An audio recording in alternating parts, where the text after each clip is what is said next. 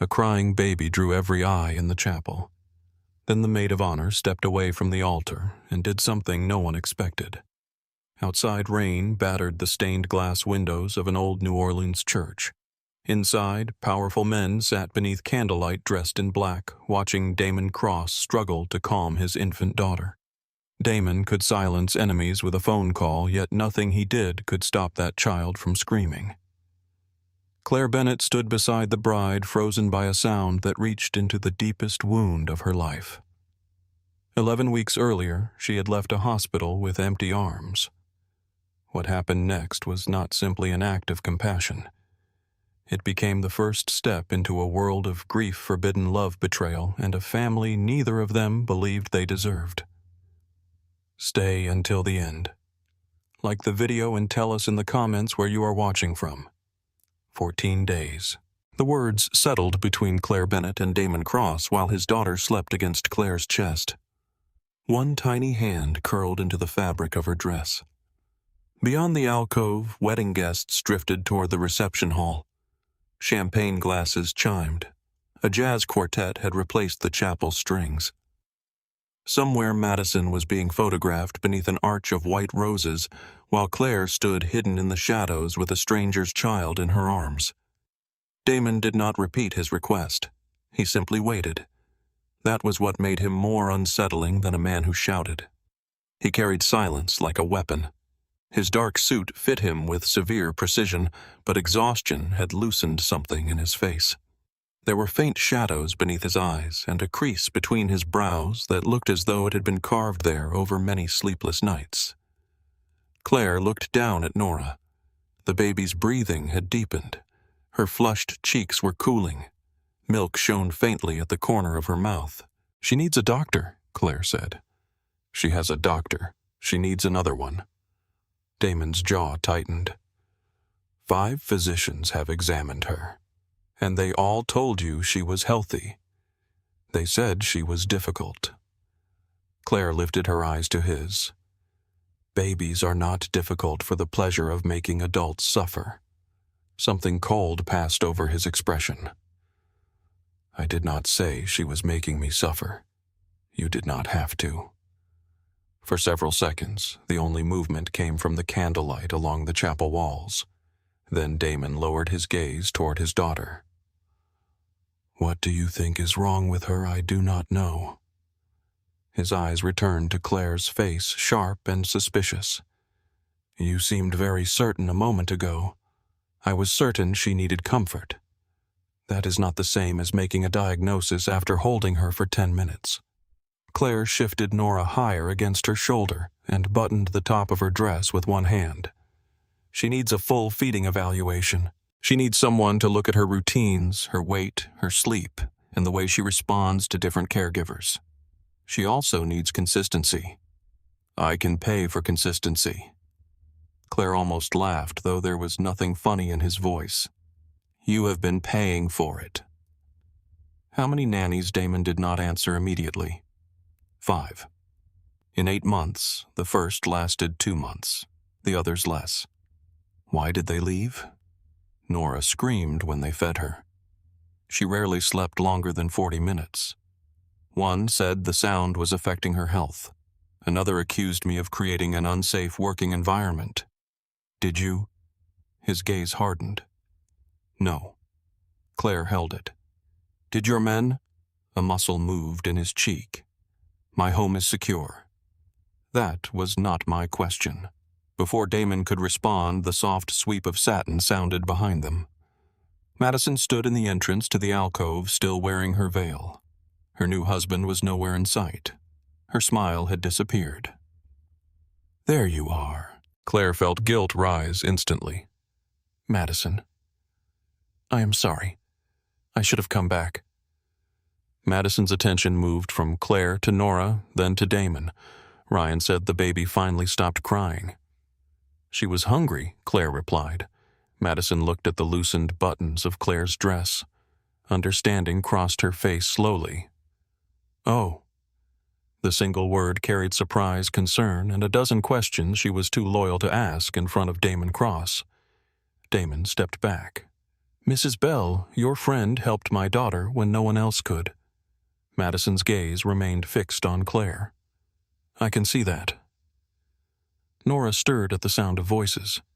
Her face tightened and a small cry escaped her.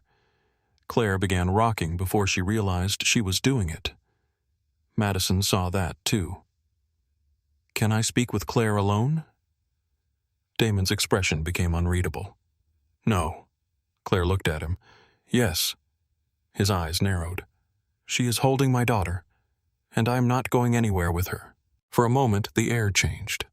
Claire sensed the man beneath the exhausted father.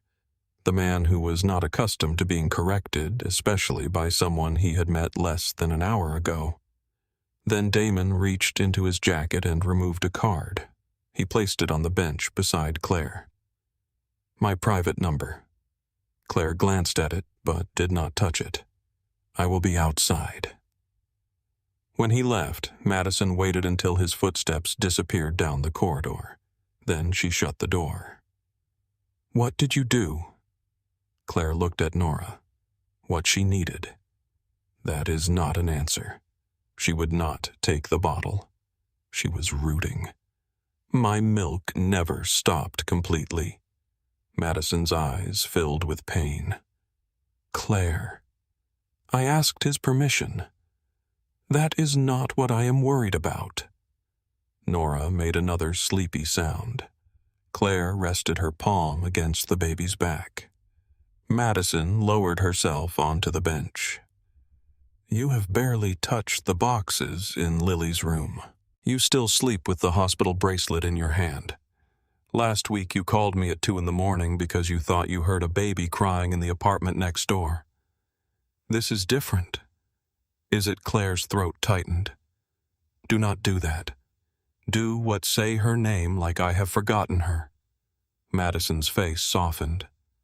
I would never think that. Everyone else does. No one thinks you forgot Lily. They act like she never existed. They stop talking when I enter a room. My mother removed the sonogram picture from the refrigerator because she said seeing it was keeping me trapped. The hospital sent me a pamphlet about acceptance. Even my therapist keeps asking when I am ready to pack away the nursery. Her voice broke on the final word. Nora stirred against her. Claire immediately fell silent. Madison reached for her free hand. You do not have to pack anything away. Then why does everyone keep asking me to move forward? Because we are afraid you will stop moving at all. Claire closed her eyes. 11 weeks. 11 weeks since bright hospital lights had burned above her while masked doctors shouted numbers she could not understand. 11 weeks since someone had pressed an oxygen mask over her mouth and told her to count backward. 11 weeks since she had opened her eyes to an empty recovery room and a nurse who would not look directly at her. Her daughter had been born at 31 weeks after a placental abruption. 4 pounds, 1 ounce. Dark hair, 10 fingers, 10 toes. Claire had learned those details from a photograph. She had never heard Lily cry. Now another baby slept against her heartbeat, as though that was where she had always belonged. Madison squeezed her hand. What does he want 14 days? Madison stared at her. What does that mean? He wants me to help Nora. In what capacity I do not know yet. You cannot move into Damon Cross's house. Claire looked toward the closed door. You know who he is? Ryan told me enough. What did he say? That Damon owns half the warehouses along the river. Several construction companies and businesses that never appear on tax documents. Ryan's father has dealt with him for years. Dealt with him how Madison hesitated. That is not the point. It is exactly the point. The point is that people lower their voices when they say his name. Claire glanced down at the card on the bench. Damon Cross. The letters were embossed in black against heavy cream paper. No company title, no address. Only a number. Madison followed her gaze. You cannot seriously be considering this. Nora is underweight. You noticed that in one feeding. I noticed it when I lifted her. Her ribs are too easy to feel. Her muscle tone is weak. She is 8 months old, and Damon said she is barely taking formula. You are a child trauma counselor, Claire. You are not a pediatrician. I know. And you are grieving. I know. Then say no. Claire looked at Nora's sleeping face. I cannot. Madison stood abruptly, gathering the skirt of her gown. That is exactly why you should. The words landed harder than Claire expected. Madison turned toward the door, then stopped. I am not trying to take this from you. I can see what holding her is doing to you. That is why I am scared. Claire felt tears rise again. When she stopped crying, I could breathe. Madison looked back. That does not mean she can save you. I know. But Claire could not make the words sound convincing. Damon was waiting in the corridor with his hands in his pockets. He had positioned himself far enough away to offer privacy, but close enough to intervene if Nora cried. When Madison opened the door, his attention went immediately to his daughter. She is still asleep, Claire said. His shoulders lowered slightly. Madison stepped between them. Mr. Cross.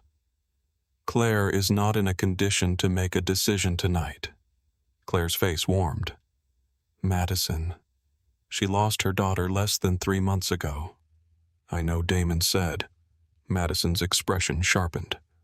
How I have eyes. That does not give you the right to use her grief because your daughter needs something. Damon accepted the accusation without visible anger. You think that is what I am doing. I think desperate people can convince themselves that anything is justified. His gaze shifted toward Nora. Yes, he said quietly. They can. The honesty took some of the force from Madison's anger. Damon stepped closer, though he kept a respectful distance from Claire. I'm not asking her to decide without information. Nora will see another pediatrician, a feeding specialist. Anyone Claire chooses, she can set the terms. And if she says no, then she says no. Madison searched his face. Men like you do not hear that word often. No. Can you hear it from her? Damon looked at Claire. Yes. Claire believed he meant it. That frightened her more than if he had lied.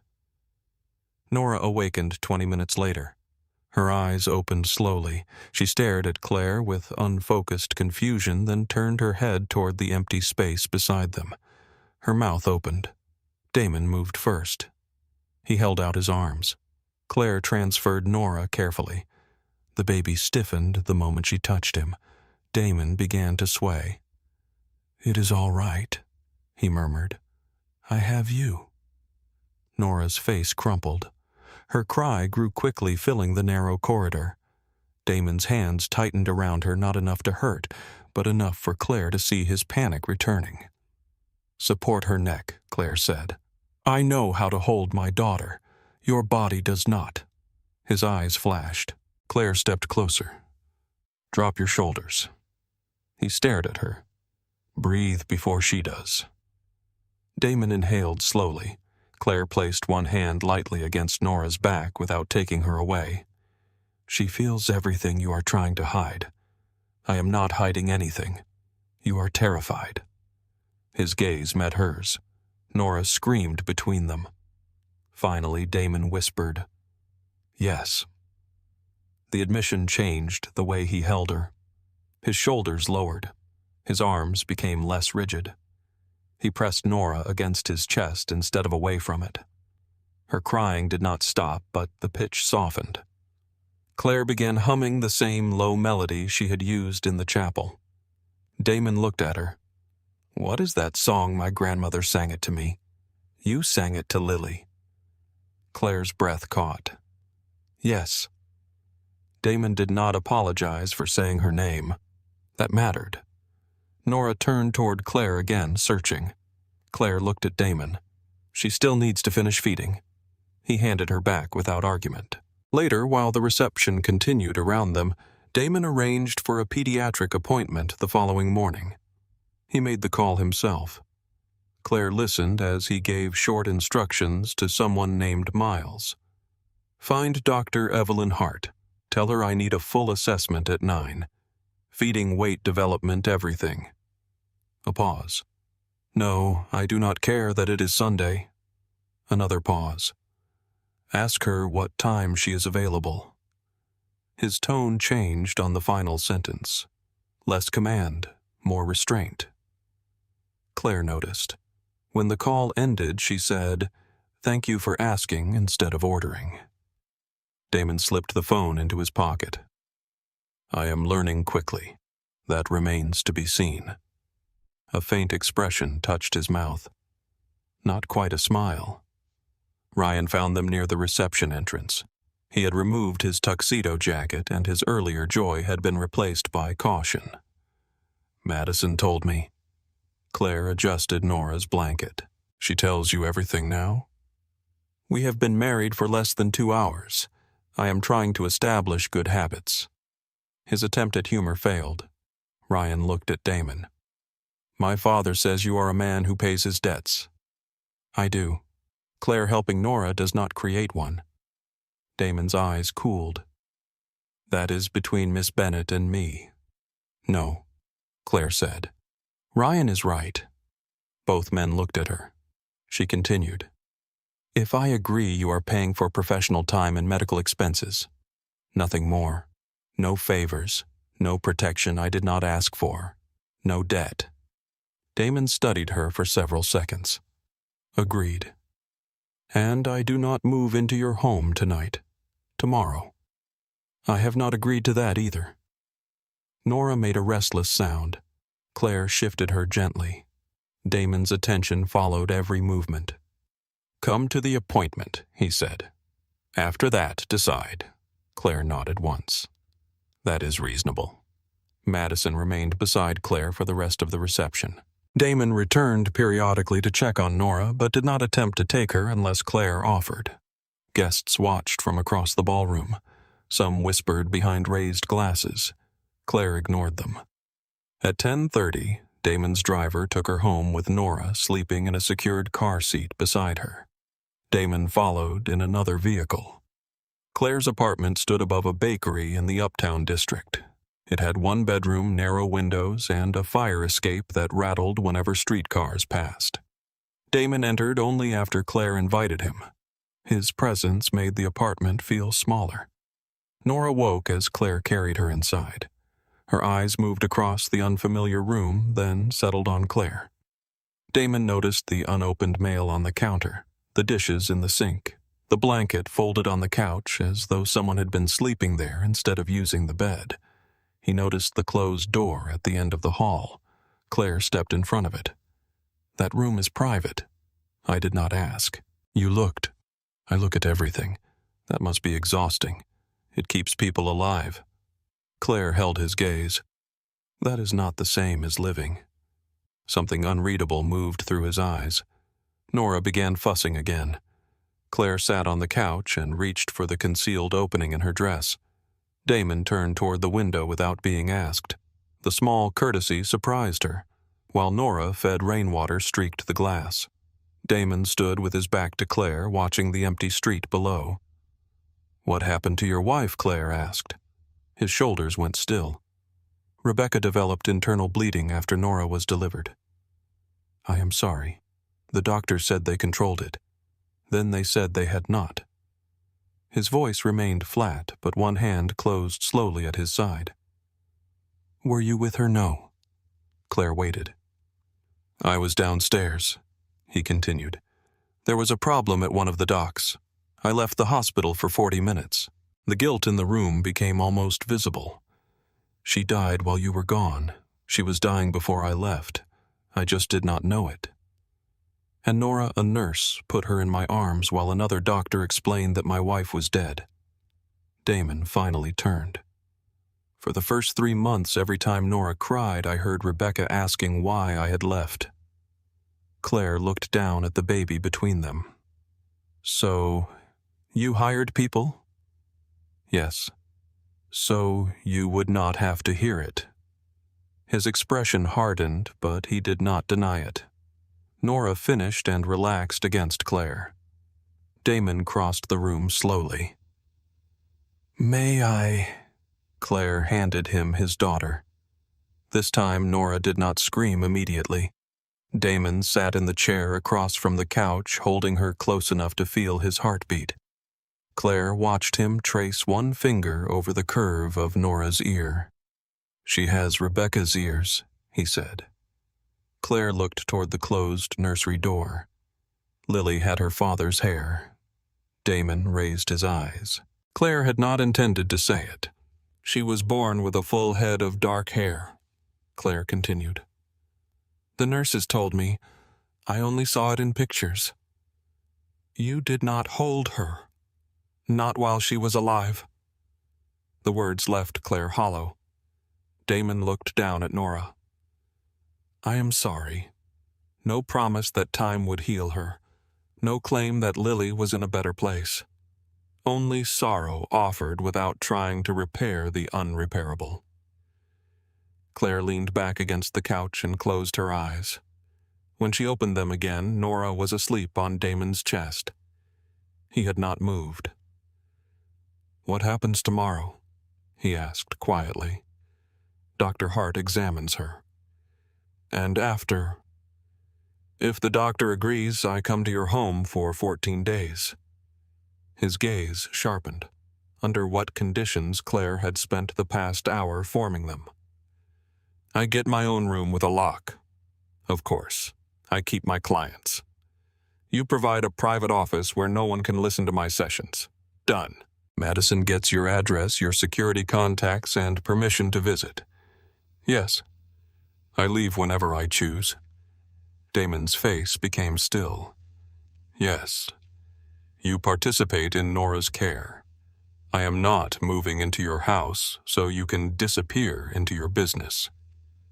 A longer pause followed. Then he nodded. What else Nora sees independent medical professionals? Not people who owe you favors. Agreed.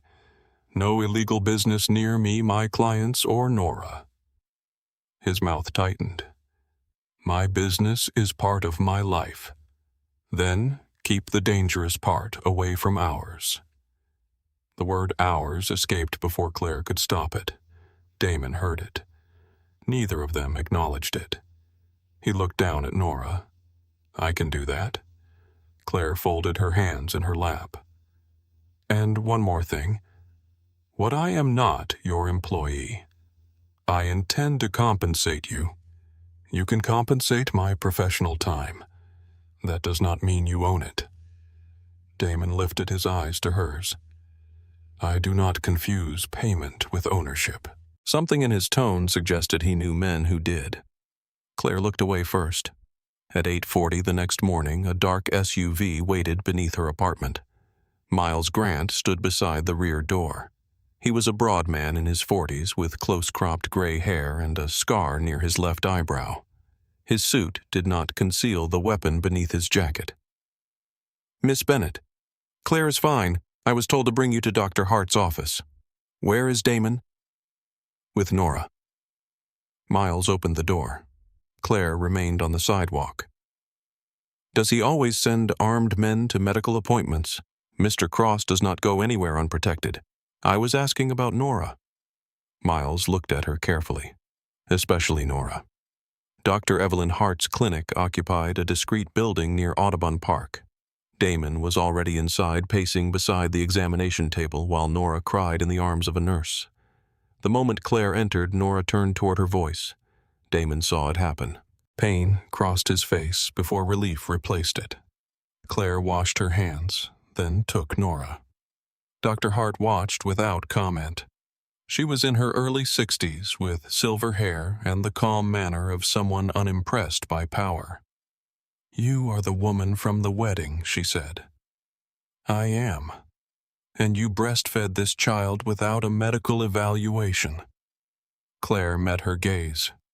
Yes. That was compassionate and medically reckless. Damon stepped forward. I gave permission. Dr. Hart did not look at him. Your permission does not replace screening. Claire nodded. You are right. The answer seemed to satisfy the doctor more than an excuse would have. For nearly 2 hours, Nora underwent a complete examination. She was underweight. Her muscle tone was weak. She showed delays in sitting, reaching, and transferring objects between hands. She became distressed when separated from Claire and stiffened whenever a bottle approached her mouth. A feeding specialist joined them and reviewed Nora's history. "This is not one problem," she said. "It is several problems reinforcing one another. Feeding aversion disrupted attachment, inconsistent caregiving, and months of stress." Damon stood beside the window with his arms folded. "Can it be fixed?" The specialist looked at him. "She is not broken." Claire saw the words strike him. Dr. Hart continued. "She needs calories, routine physical development, and stable emotional care. Breastfeeding can help temporarily, but it cannot become the only way she feels safe." Claire nodded. "The goal is not to make her dependent on me," good Dr. Hart said. "The goal is to help her trust that comfort does not disappear when one person leaves the room." Damon looked at Nora. Claire wondered whether he understood that the sentence applied to him, too. By noon, they had a written care plan, scheduled weight checks, and an appointment with a physical therapist. Claire signed nothing. Damon signed everything. Outside the clinic, he stood beside the SUV while Miles secured Nora's car seat. "You were right," Damon said. "About what?" She was not difficult. Claire glanced through the open door at Nora. No. She was surviving the only way she knew how. Damon's townhouse overlooked the Mississippi from the upper floors of a restored shipping warehouse. Security cameras followed the SUV into an underground garage. Steel gates closed behind them. 2 guards checked the vehicle before an elevator carried them directly into the residence. The doors opened onto polished concrete floors, towering windows, and a view of cargo ships moving slowly along brown water. The space was beautiful. It was also silent enough to hear the elevator cables settling behind them. "This is not a home," Claire said. Damon removed his jacket. "What is it? A place designed to keep everyone out? That is the point." Nora began to fuss in her car seat. Claire lifted her. "No," she said quietly. "That is the problem." Damon led her down a long hall. Her room had been prepared overnight. Fresh linens covered the bed. A desk faced the windows. A private bathroom stood open, stocked with toiletries Claire had not requested. Across the hall was Nora's nursery. Claire stopped in the doorway. The room looked like a luxury catalog. White furniture, pale gold stars painted across the ceiling, shelves filled with untouched books, dresses organized by size, toys still sealed in boxes. There was no worn blanket, no favorite stuffed animal, no object that carried the marks of being loved repeatedly. On the dresser stood a photograph of a dark-haired woman with one hand resting over her pregnant stomach. Rebecca. Damon appeared behind Claire. She chose the wallpaper. Claire studied the photograph. She was beautiful. "Yes. Does Nora hear stories about her?" Damon did not answer. Claire turned. "Does anyone say her mother's name?" His eyes became cold. "You have been in my home for less than 5 minutes, and Nora has lived here for 8 months." Nora shifted in Claire's arms and reached toward the photograph. Damon saw it. His expression changed. "Her name was Rebecca," he said to his daughter, the words low and unfamiliar. "She chose this room for you." Nora stared at his face. Claire moved closer. Damon continued. She hated yellow. She loved old jazz records. She put too much sugar in her coffee.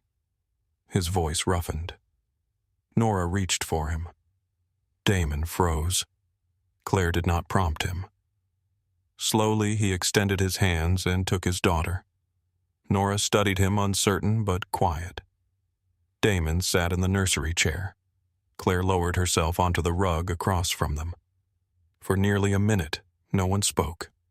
Then Nora's mouth trembled. Damon's shoulders rose.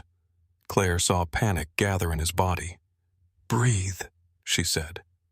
He inhaled. Nora made a soft, unhappy sound. "Keep talking to her." Damon looked at the photograph. Your mother could sing every song ever written and never hit the correct note. Nora blinked. She insisted that confidence mattered more than accuracy.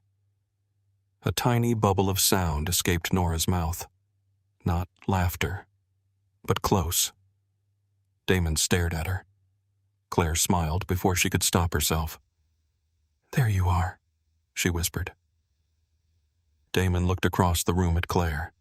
For the first time, the feared man from the chapel was gone. Only a father remained holding a daughter he was finally beginning to see. That night, after Nora had eaten and fallen asleep, Claire unpacked her suitcase. Across the street, beyond the glow of the warehouse windows, a black sedan sat beneath a dead street lamp. Its headlights remained off. Inside, someone raised a camera toward Nora's nursery. The camera clicked once from inside the black sedan, capturing Claire's silhouette as she crossed the nursery window. She never heard it. By morning, the car was gone, and the street below Damon's warehouse looked ordinary beneath the pale New Orleans sun. Inside the penthouse, Nora woke at 6:12 with a cry sharp enough to pull Claire from sleep before she understood where she was. For one confused second, she saw the unfamiliar ceiling and reached toward the empty space beside her. Then Nora cried again. Claire crossed the hall barefoot. Damon reached the nursery at the same time. He wore black pants and a white shirt with the sleeves rolled to his elbows. His hair was damp, and the scent of coffee followed him into the room. They stopped on opposite sides of the crib. "I have her," Claire said. Damon looked at his daughter. "I should try first." The words surprised both of them. Claire stepped back. Damon lifted Nora carefully. The baby stiffened in his arms, blinking up at him with wide, uncertain eyes. "Good morning," he murmured. "You slept longer than I did." Nora's mouth trembled. Damon's shoulders immediately tightened. Claire saw it happen. "Slow your breathing." "I am breathing. Like you are preparing to be shot." His eyes moved toward her. "That is a different kind of breathing." Despite herself, Claire smiled. Nora released a small cry. Damon looked down again. "You heard her," he said softly. "I am supposed to relax." The baby stared at his face. He began walking the length of the nursery, not bouncing her, only moving with steady steps. Claire leaned against the doorway and watched. Nora continued fussing, but she did not scream. After several minutes, she pressed one cheek against Damon's chest. He stopped walking. "Keep moving," Claire whispered. Damon resumed his slow path. His expression remained controlled, but something in his eyes had changed. It was the look of a man who had spent months standing outside a locked door and had just heard the latch move. Claire returned to her room before either of them could notice how deeply the sight affected her. The days that followed developed a rhythm. Claire recorded every feeding nap diaper and crying episode in a thick notebook. She noted what happened before Nora became distressed, how long the crying lasted, and who had been holding her when it began. At first, Damon called the notebook excessive. By the third day, he was asking where to record the amount of mashed banana Nora had swallowed. She took 4 bites, he said. 3. The 4th was in her mouth. She pushed it out with her tongue.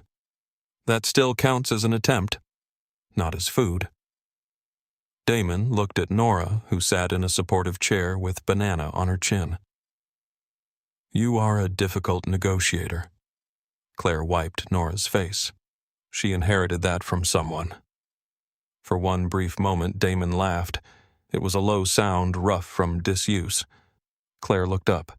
The laugh vanished almost immediately, but the warmth it left behind remained in the room. The physical therapist came every other morning.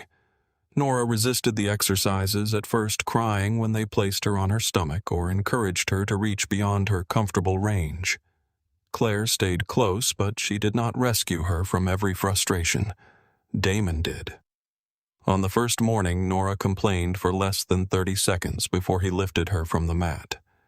The therapist stared at him. Damon stared back. She was distressed. She was working. She was crying. She also cries when someone puts a sock on her left foot. Claire covered her mouth to hide a smile. Damon looked at her. "You find this amusing. I find it interesting that half of New Orleans is afraid of you. But you cannot tolerate one unhappy sound from a baby." Nora slapped her palm against Damon's chest. He looked down at her. "She has excellent instincts." The therapist crossed her arms. "Put her back on the mat." Damon obeyed. By the end of the session, Nora managed to push herself onto her forearms and hold the position for nearly 10 seconds. Damon crouched beside her as though she had just performed a miracle.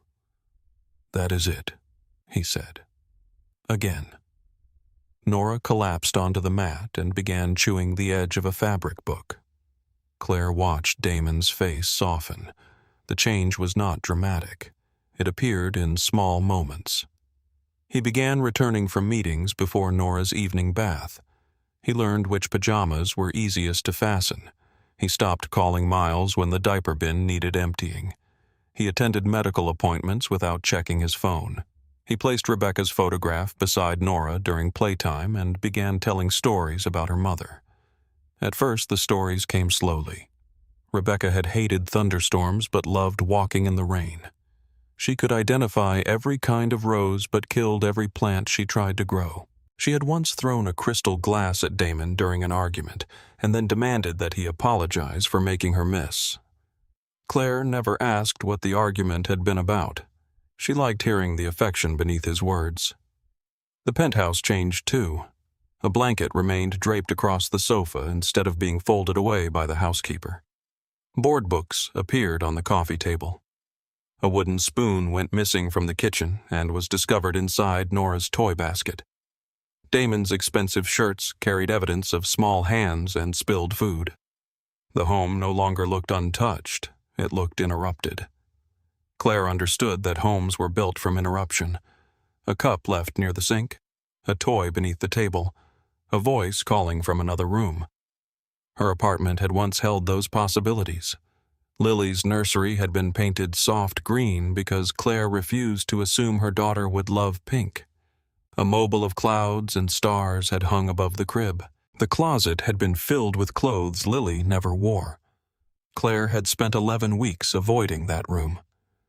In Damon's home, she entered Nora's nursery 20 times a day. Sometimes the difference between the two rooms felt like betrayal. On the 7th day, Nora refused to eat. It began during the afternoon feeding. Nora turned away from Claire and began crying. Claire changed positions. Nora pushed against her chest. Claire checked her temperature gums, stomach, and diaper. Nothing appeared wrong.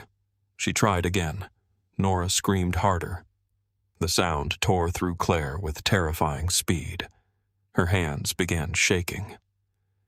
"It is all right," she whispered. "You are hungry. I know you are." Nora twisted away. Claire stood and walked the nursery. She tried the lullaby. She tried skin contact. She tried the cup recommended by the feeding specialist. Nora struck it away. Milk spilled across the carpet. By evening, she had refused 3 feedings and most of her solid food. Dr. Hart advised them to monitor her hydration and bring her to the clinic in the morning if the refusal continued. The instructions were calm. Claire was not. She sat on the nursery floor with Nora crying in her lap and felt the room narrowing around her. The baby's face became Lily's face from the hospital photograph. The carpet beneath Claire became a white sheet. The distant hum of traffic became the steady tone of a machine no one could silence. "I cannot do this again," Claire whispered. Nora cried louder. Damon entered the room and shut the door behind him. "What happened?" "She will not eat." "I know. Miles told me. Why was Miles discussing her feeding with you?" "Because I asked him to call if anything changed while I was downstairs." Claire tried to offer Nora the cup again. The baby turned her head. Damon lowered himself beside them. "Give her to me." "No." "Claire, she needs to eat. She needs you to stop being afraid of her." Claire looked at him. "I am not afraid of her. You are trembling. I am tired. You have not slept properly since you came here." She was improving. "She is having one bad day. You do not know that. Neither do you." Nora's cry broke into ragged gasps. Damon reached for her. Claire tightened her hold. His voice changed. "Give me my daughter." The words struck something raw inside her. Claire released Nora so suddenly that Damon had to move quickly to secure her. He stood carrying the baby to the window. Claire remained on the floor with milk soaking into the carpet beside her. Damon rocked Nora slowly. "She is not Lily." Claire stared at him. He kept his eyes on the baby. "She is not dying. You do not know that. She has been examined by 3 specialists. Her temperature is normal. Her breathing is normal. She is crying because she is tired and angry. You think that makes it easy?" "No." Damon turned. "I think you believe that if you keep Nora fed, rested, and safe, you can make up for what happened to Lily." The slap echoed through the nursery. Claire did not remember standing. She only felt the sting in her palm and saw Damon's face turn slightly from the impact. Nora fell silent for one startled second. Then she began crying again. Damon slowly looked back at Claire. He did not raise his voice. He did not touch his cheek. "I deserved that." Claire's breath shook. "Do not speak about my daughter. I said her name because you are the one pretending this is not about her. Get out. This is my daughter's room. Then take her and leave me alone." Damon watched her with an expression she could not bear to read. He carried Nora into the hallway and closed the door. Claire sank onto the carpet. For several minutes she heard Nora crying in Damon's arms. Then the cries moved farther away. The silence that followed felt worse.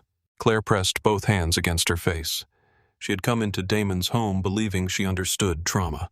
She had watched children turn grief into anger, silence, sleeplessness, and control. She had explained to parents that regression did not mean failure. She had told them healing was not a straight line. Now, one difficult day had reduced her to panic. She found her phone beside the feeding chair and called Dr. Melissa Hayes, the therapist she had ignored for nearly 2 weeks. Melissa answered on the 4th ring. "Claire, I need help."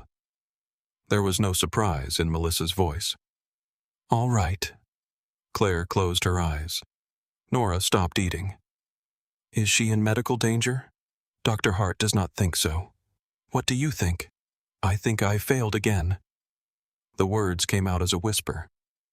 Melissa remained silent long enough for Claire to hear her own breathing. "Where is Nora now?" "With Damon." "Is she safe with him?" "Yes." "Then let us talk about you." Claire looked around the nursery. Rebecca's photograph stood on the dresser. Lily's face lived only inside Claire's phone, hidden in a folder she opened when she wanted to punish herself.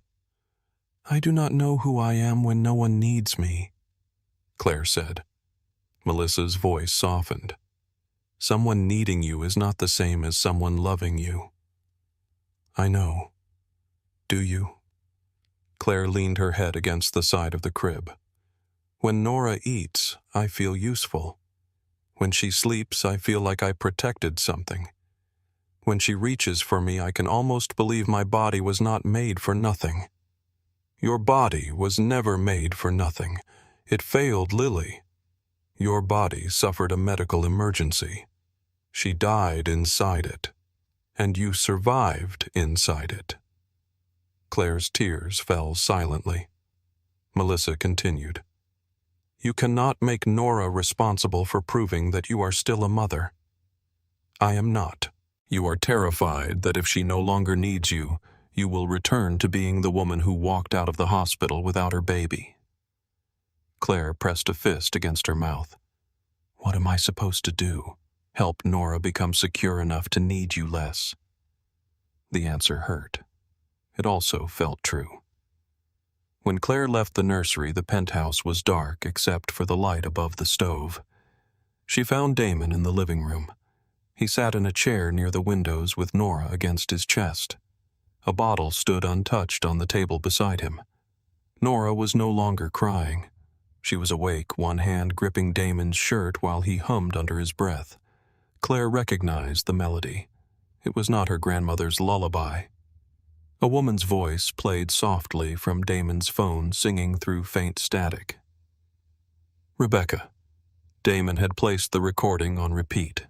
He looked at Claire but did not stop humming. Nora's eyes moved toward her. Claire remained near the doorway. Did she eat 2 ounces from the cup? Relief weakened Claire's knees. Good. She fought me for an hour. What did you do? I stayed. The simple answer filled the room. Claire crossed to the sofa but did not sit close to him. I am sorry I hit you. Damon looked down at Nora. I should not have spoken to you that way. You were right. I was cruel. Those can exist at the same time. His gaze lifted to hers.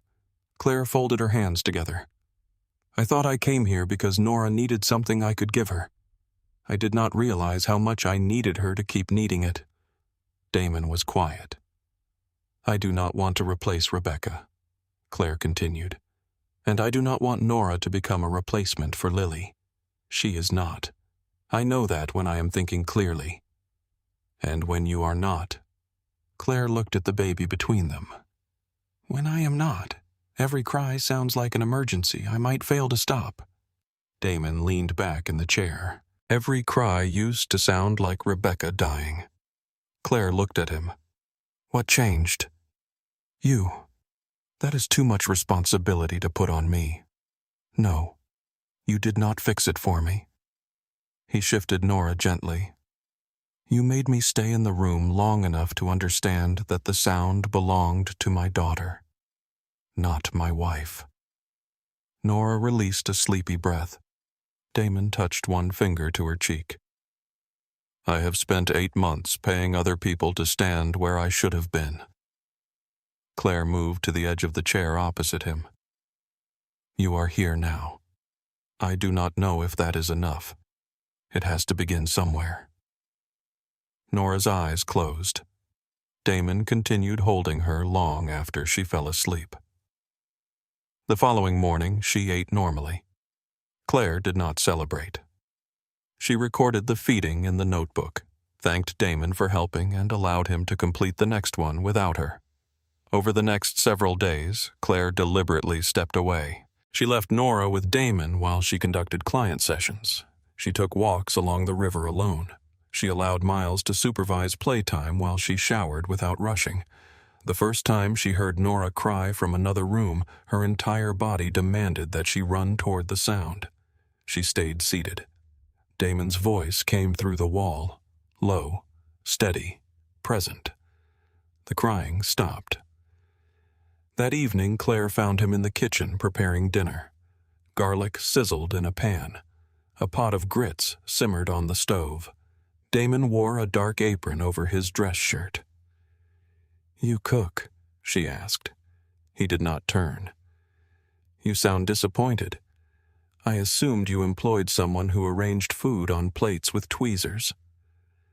My mother would rise from her grave and strike me if I could not feed myself. Claire sat at the kitchen island. What was she like? Damon stirred the pan. Loud, superstitious, impossible to impress.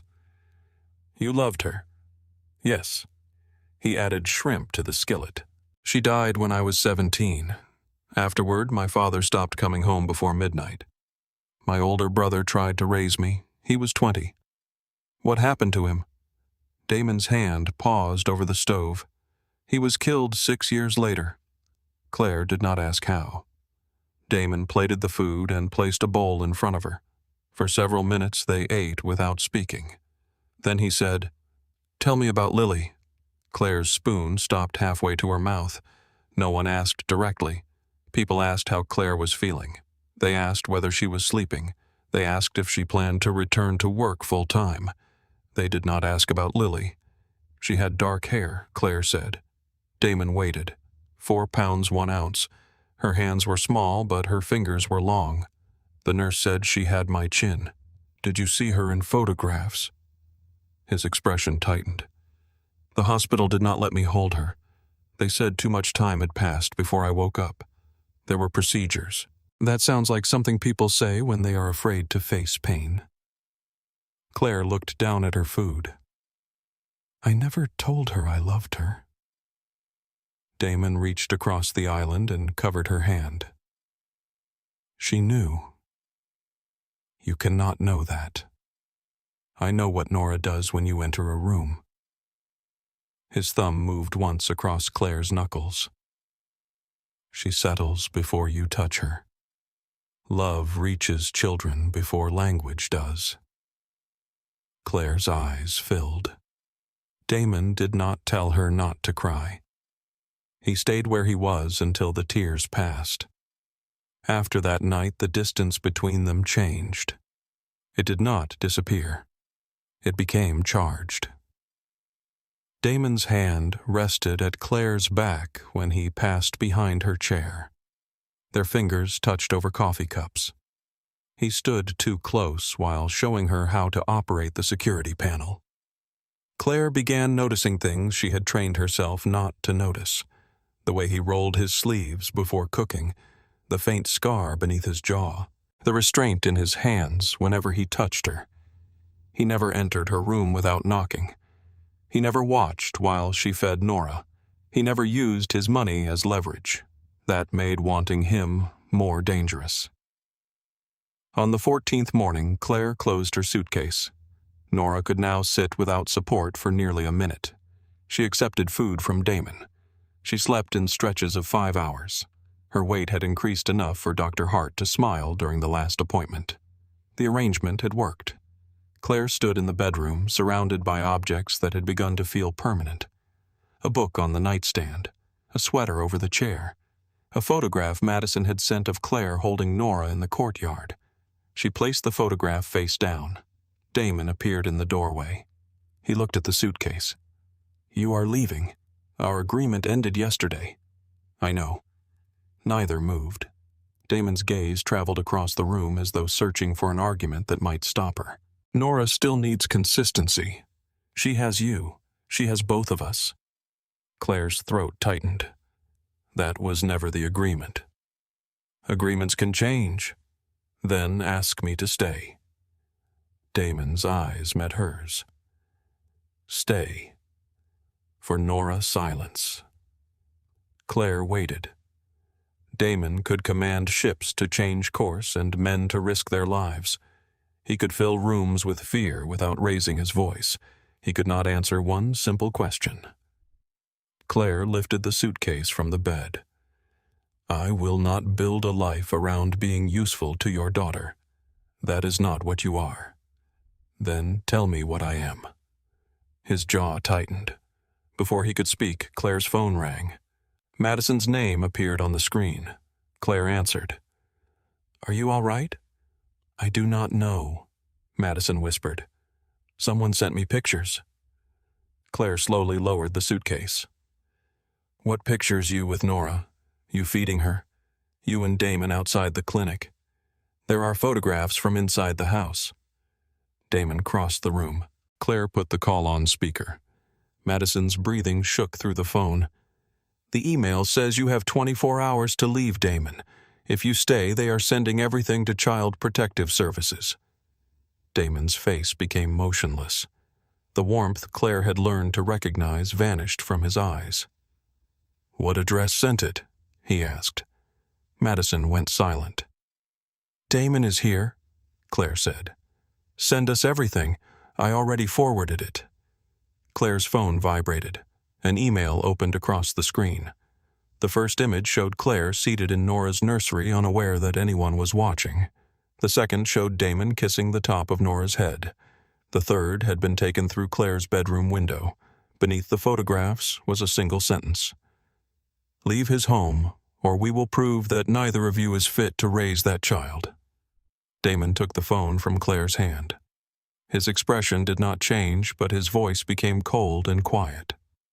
"Do not touch anything in this room." Claire looked toward the window.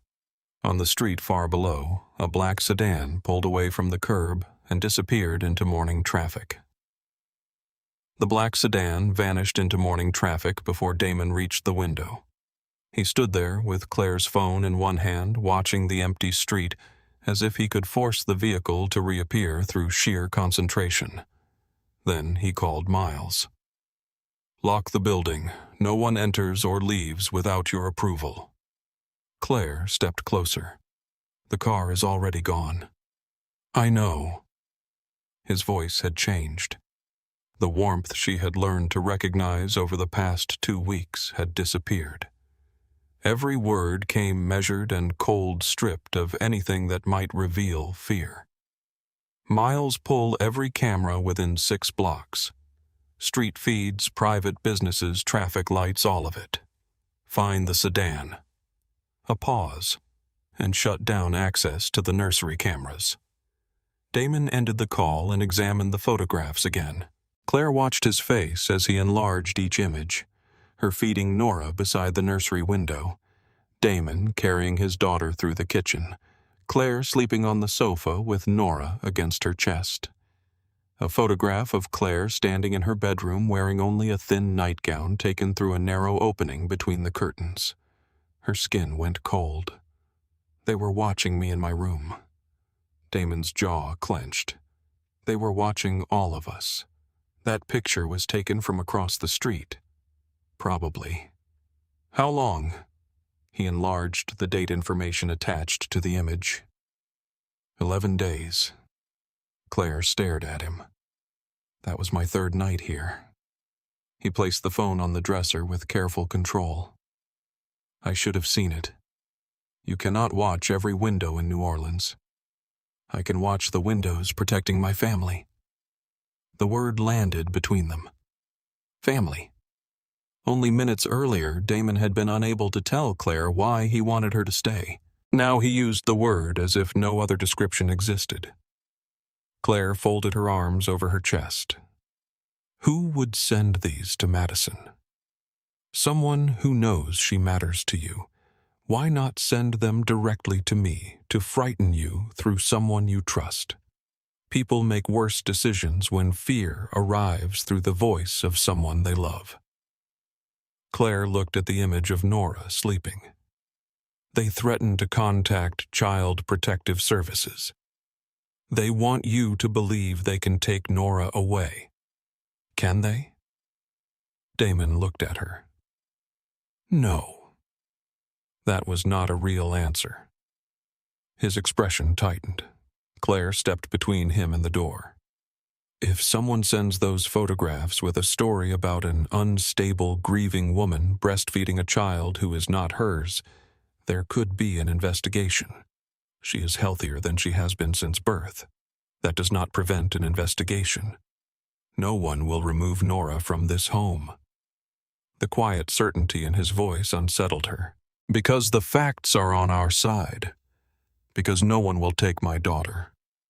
Claire heard the threat beneath the words. That is exactly the reaction they want from you. Damon's gaze hardened. You think I should wait politely while strangers decide whether I am allowed to keep my own child? I think you should not terrify a social worker who is doing her job. His mouth became a thin line. You assume the system will behave honestly. I assume frightening officials makes honest systems suspicious and dishonest systems more expensive.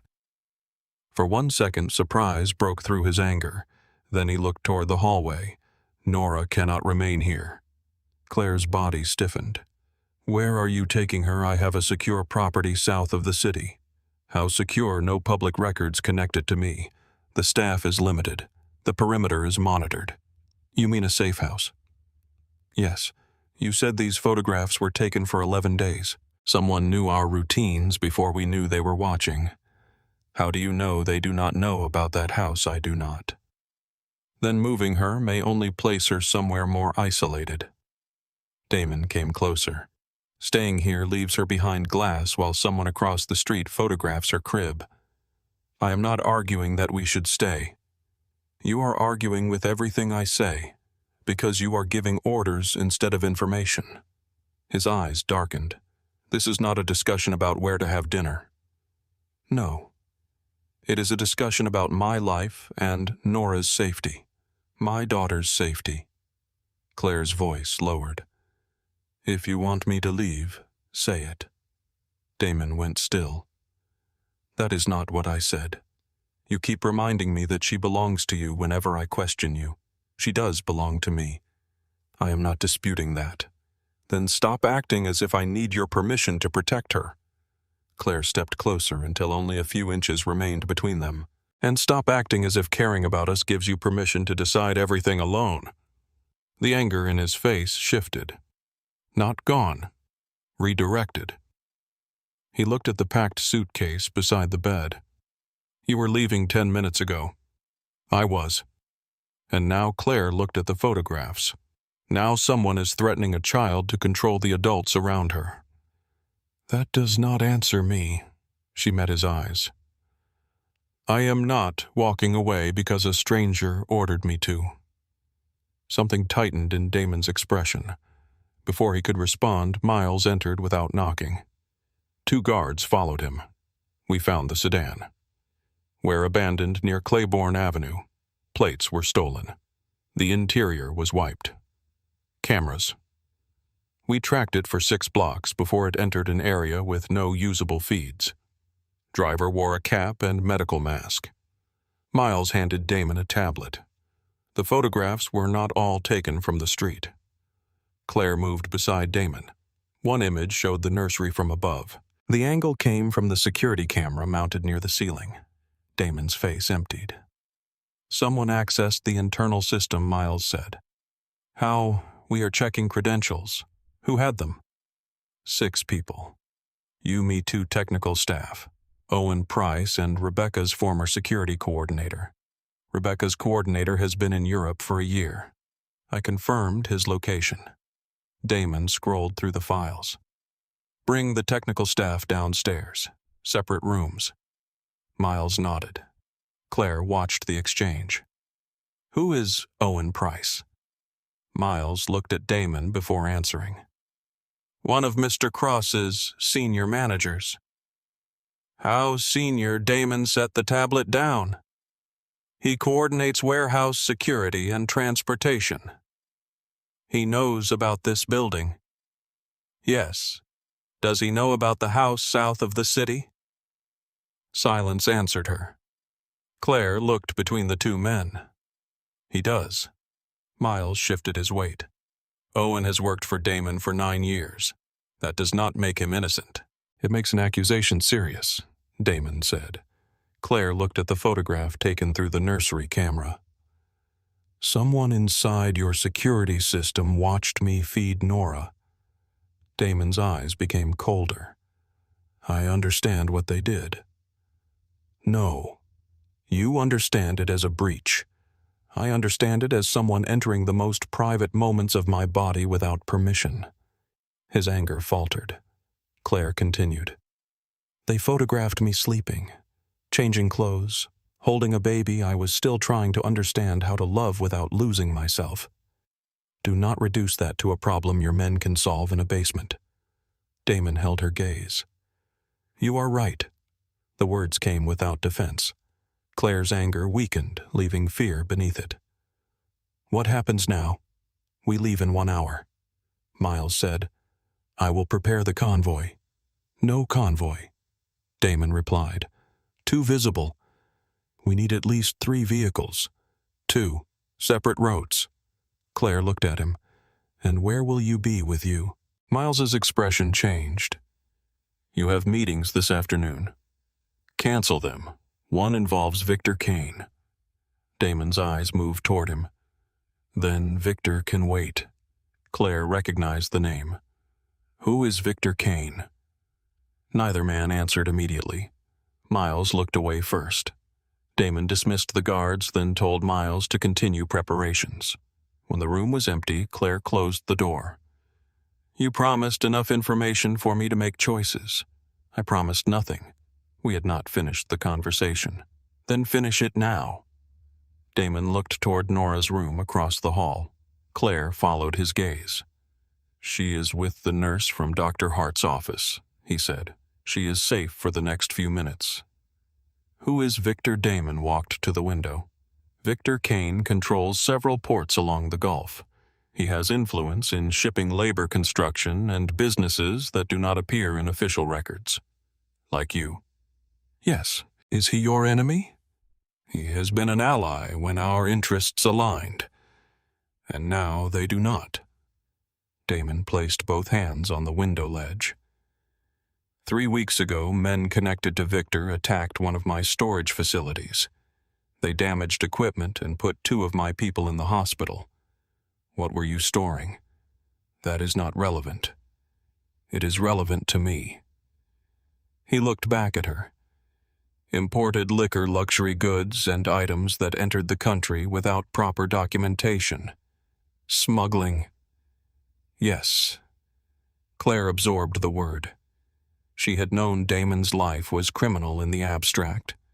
Hearing him name it made the truth heavier. What did you do after the attack? I arranged a settlement. Why?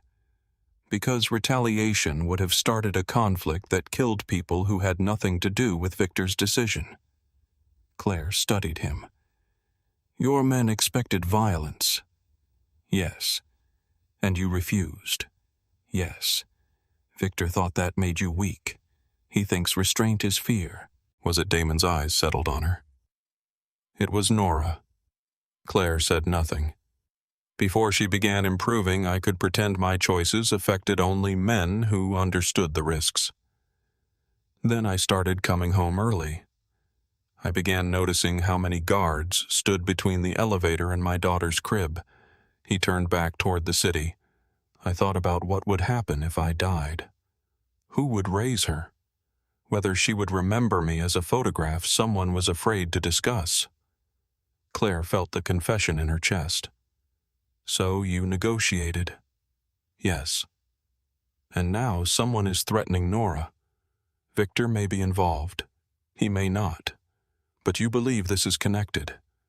I believe someone wants to prove that loving you and Nora has changed the way I lead. Has it? Damon faced her fully. Yes. The answer held no shame. Claire looked at the packed suitcase again. When I came here, I thought the dangerous part of your life was somewhere outside this building.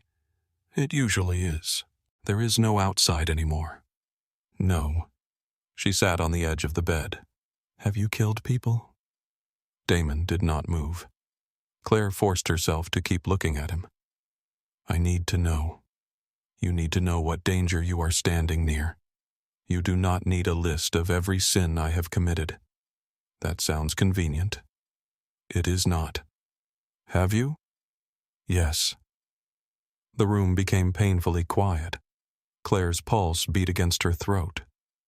Damon did not soften the answer or step closer. Were they threats to you? Some. And the others? Threats to people under my protection. That does not make it right. No. She had expected justification. His refusal to offer it left her with nowhere to place her anger. Do you regret it? I regret that I built a life where those choices became possible. I do not regret every person I stopped. Claire stood. I do not know how to love a man who says things like that. Damon's face changed at the word love. She realized what she had said only after it filled the room. Neither of them looked away.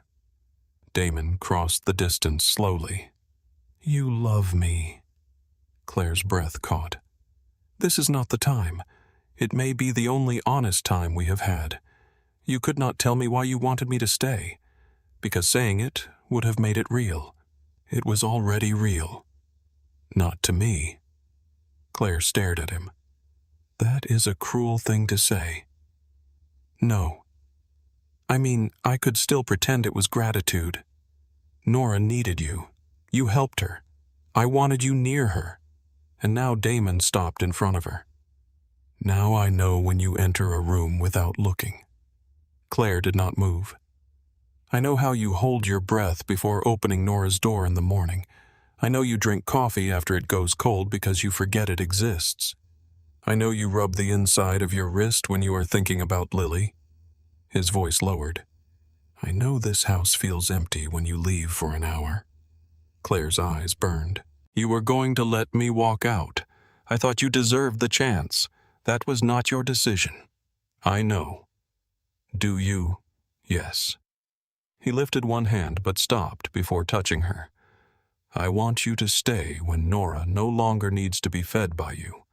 I want you here when she is healthy enough to run away from both of us. I want you here when there is no emergency left to justify asking. Claire's heart pounded. Damon's hand remained suspended between them. I want you because every day you stay I become afraid of the day you leave.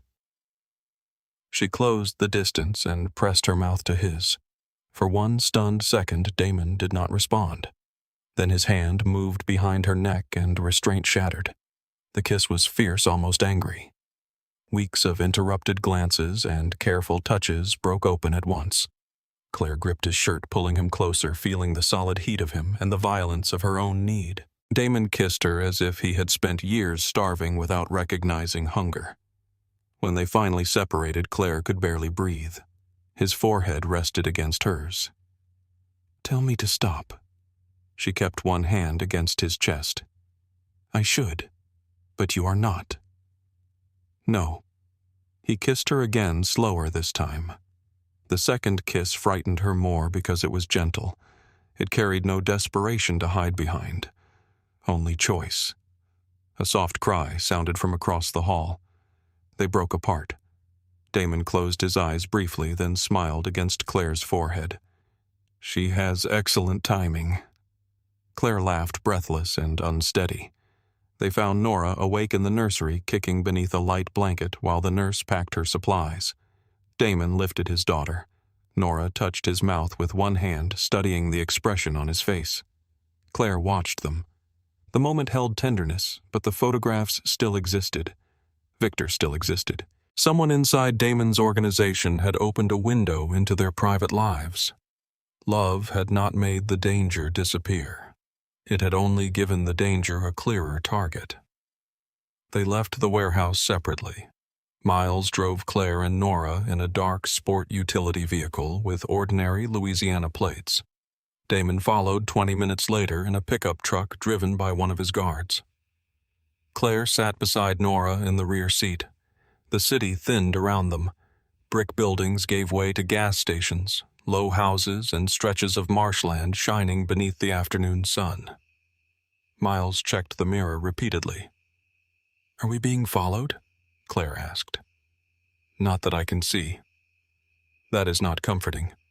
It was not intended to be. Nora slept with one hand wrapped around Claire's finger. Claire looked at the passing cypress trees. How long have you worked for Damon? 14 years. Do you trust Owen Miles's hands tightened slightly on the steering wheel? I did. That was not my question.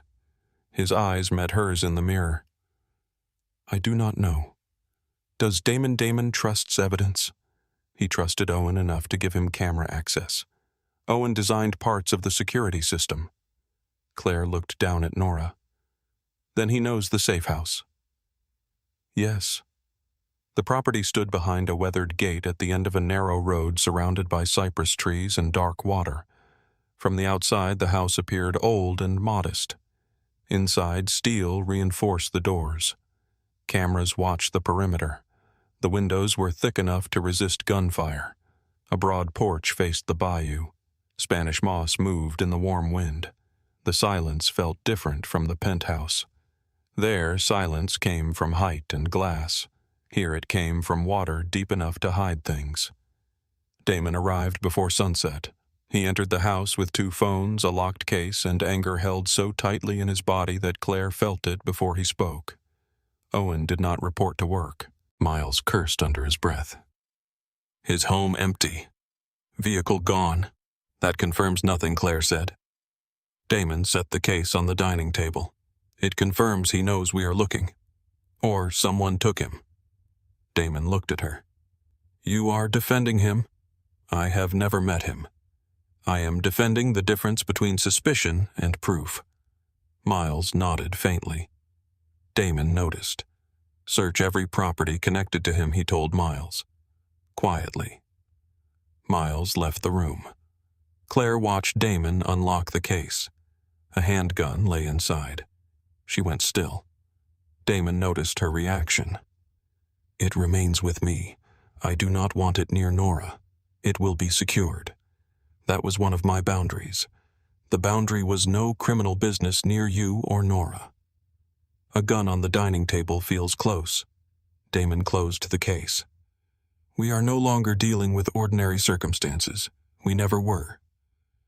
He carried the case into a locked room off the hall.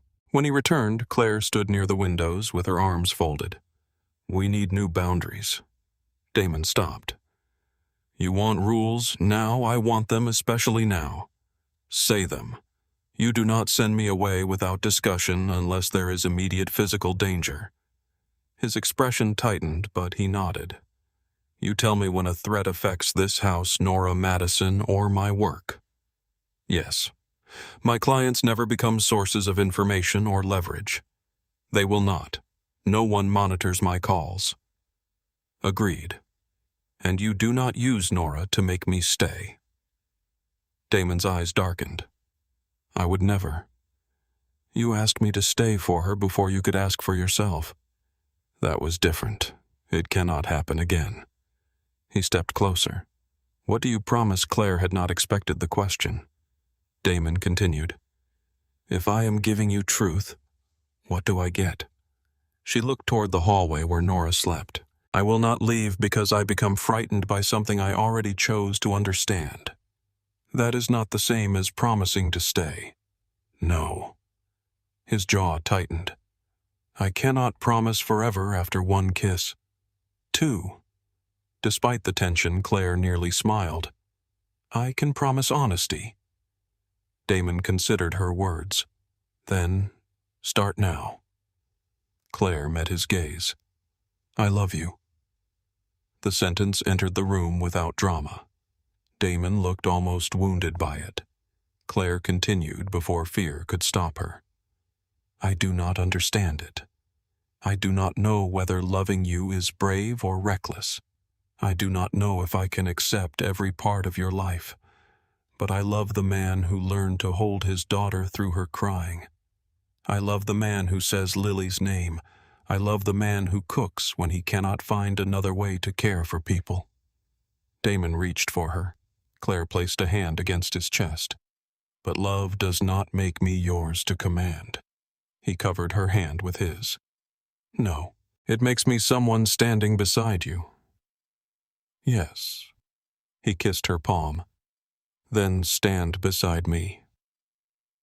The power failed at 11:43 that night. Every light in the house died at once. The air conditioner stopped. The refrigerator fell silent. Nora began crying upstairs. Damon rose from the table before Claire could move. Stay here. No. He opened the locked room and removed the case. A red emergency light flashed, once then failed. Miles's voice came through Damon's phone. The backup generator is down. Movement near the east fence. Damon opened the case. Claire saw the weapon in his hand. A gunshot cracked through the trees. Glass shattered in the rear room. Damon seized Claire's wrist and pulled her behind the stone wall beside the staircase. Another shot struck the exterior of the house. Nora screamed above them. Claire tried to rise. Damon held her down. She is alone. Miles is going upstairs. I am going to her. You will stay behind me. The front door shook beneath a heavy impact. Damon raised the gun, his face disappearing into a coldness Claire had never seen inside the nursery or kitchen. Footsteps moved across the porch. He positioned his body between Claire and the door. Stay behind me. Damon's voice was barely louder than the rain beginning to strike the roof, yet Claire heard every ounce of command inside it. The front door shuddered again. Wood splintered around the lock. Claire crouched behind the stone wall with one hand pressed against the floor to steady herself. Her pulse hammered so violently that the room seemed to move with it. Above them, Nora screamed. Every instinct in Claire's body pulled her toward the stairs. Damon caught her wrist before she could rise. "Miles is with her. You do not know that. I know where he was when the lights failed." Another impact struck the door. Damon released Claire and moved toward the edge of the wall. His gun remained level. His face had become unfamiliar. Nothing in his expression resembled the exhausted father who had learned to warm bottles at 3 a.m. Nothing resembled the man who had stood in the kitchen with flour on his sleeve or kissed Claire as though gentleness frightened him more than violence. This was the man New Orleans feared. The door burst inward. A figure entered through broken wood and darkness. Damon fired once. The sound was deafening inside the house. The man collapsed before taking a second step. Claire flinched, pressing her shoulder against the wall. A second attacker appeared behind him. Gunfire flashed from the porch. Damon dropped low as a bullet struck the stone above his head. Fragments scattered across the floor. He fired twice. The attacker disappeared from the doorway. Claire could not tell whether he had fallen or retreated. Footsteps moved through the rear of the house. More than one person. Damon reached into his pocket and pressed a button on his phone. A faint red light appeared beneath the stairs. "Service passage," he whispered. "Follow it to the pantry. Lock yourself inside. I am not leaving Nora. Miles has her. And if he does not..." A voice came through Damon's phone. "Second floor. Secure," Miles said. His breathing was hard. "I have Nora." 2 men entered from the east side. One is down. The other moved toward the kitchen. Relief weakened Claire's legs. "Is she hurt?" Damon asked. "No." Terrified but unharmed. Damon looked at Claire. "Go." She crawled toward the hidden panel beneath the stairs. Before she reached it, glass exploded in the dining room. A man stepped through the broken window with a weapon raised. Claire saw him before Damon did. "Behind you." Damon turned, but the attacker fired first. The bullet struck Damon high in the left arm, spinning him against the wall. Claire screamed. Damon fired from the floor. The man staggered backward into the broken window frame and disappeared into the darkness outside. Blood spread across Damon's white shirt. Claire moved toward him. He shoved the gun into his right hand and forced himself upright. "I am fine. You were shot. It went through. That does not make you fine." The rear door opened. Damon raised the gun. Miles entered with Nora strapped against his chest beneath a protective carrier. Blood covered one side of his face. "Clear," Miles said.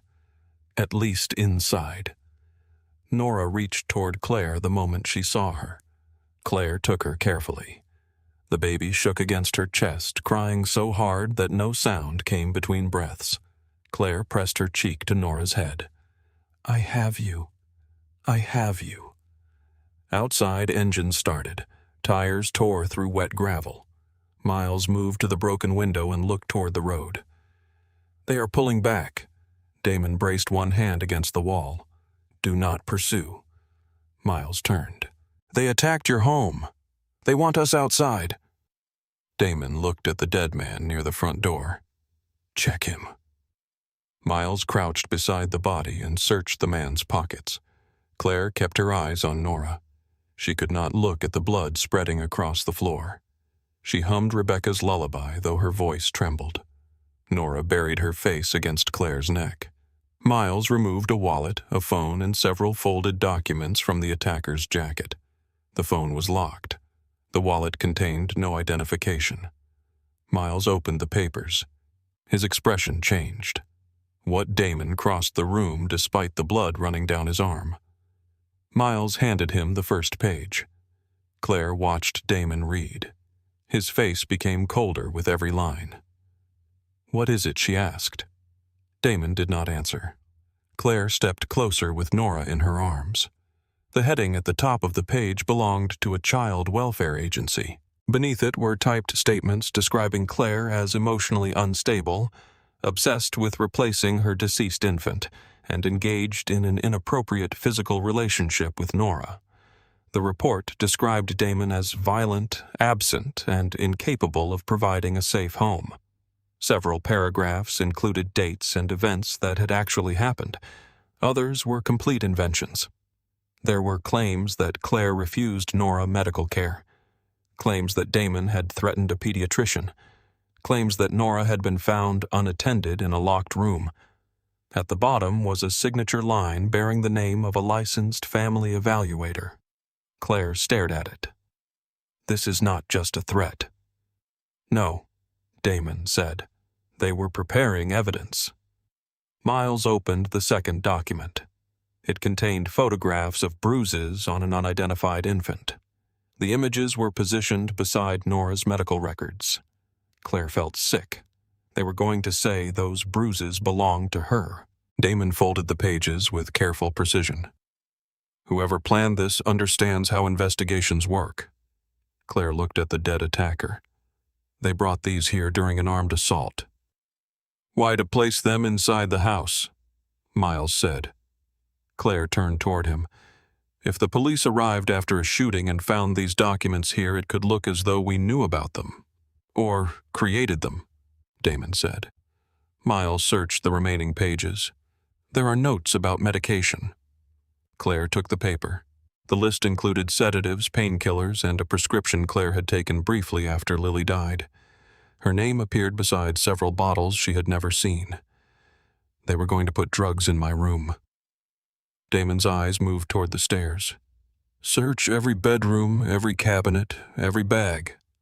Miles spoke into his phone, calling the guards who remained outside. Claire looked at Damon's arm. Blood had reached his wrist. "You need a doctor." "We have one coming. Sit down. I need to secure the property. You need to stay conscious." Damon opened his mouth to argue. Claire moved close enough that Nora's hand brushed his shirt. "Sit." For once, he obeyed immediately. She guided him into a chair while Miles brought the medical kit. The bullet had passed through the outside of Damon's upper arm without striking bone. The wound bled heavily, but his fingers moved normally. Claire cut the sleeve away. Damon watched her hands. "You are shaking. I watched someone shoot you. I am still here.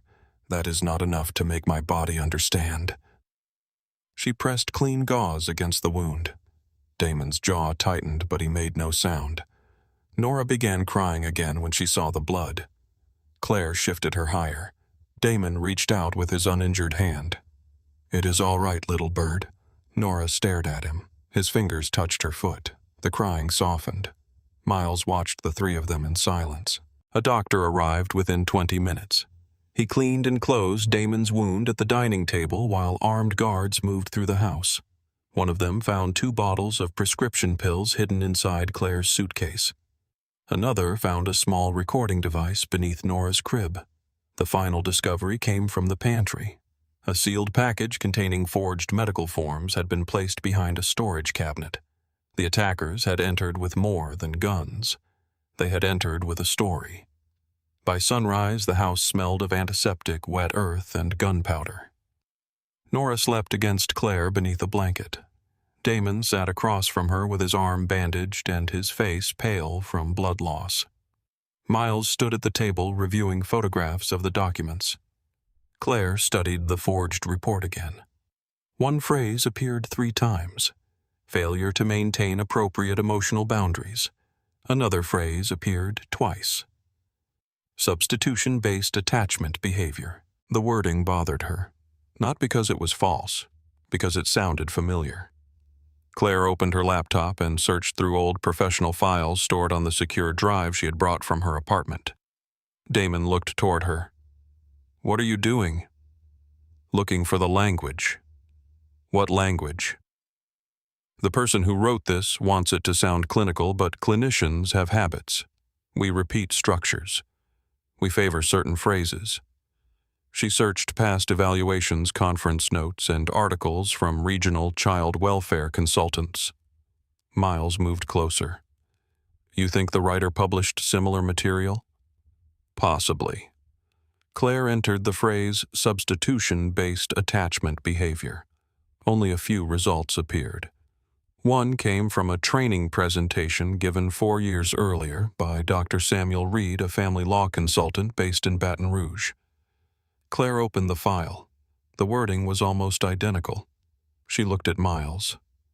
Find everything you can about Samuel Reed. Miles typed the name into his tablet. Damon leaned forward. You know him? I attended one of his seminars years ago. He advises attorneys in custody disputes and child welfare investigations.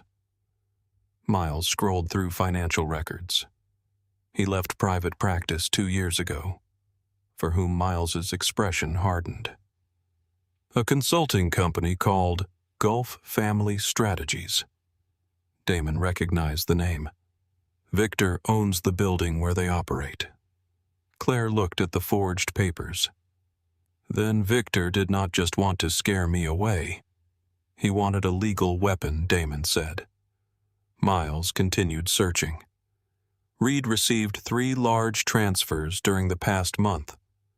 Payments came through a transportation firm connected to Owen. Damon stood. The sudden movement made him sway. Claire rose with Nora. Sit down. I am done sitting. You lost blood. I lost patience first. Miles looked at him. We still need Owen. We will find him. Claire closed the laptop. No. Damon's eyes moved toward her. What? You will not send armed men after him until we understand what happened. He opened our home to attackers. He may have. We have payments connected to his company, not proof that he approved them. Damon's voice hardened. You are asking me to wait after men fired into a room where my daughter was sleeping.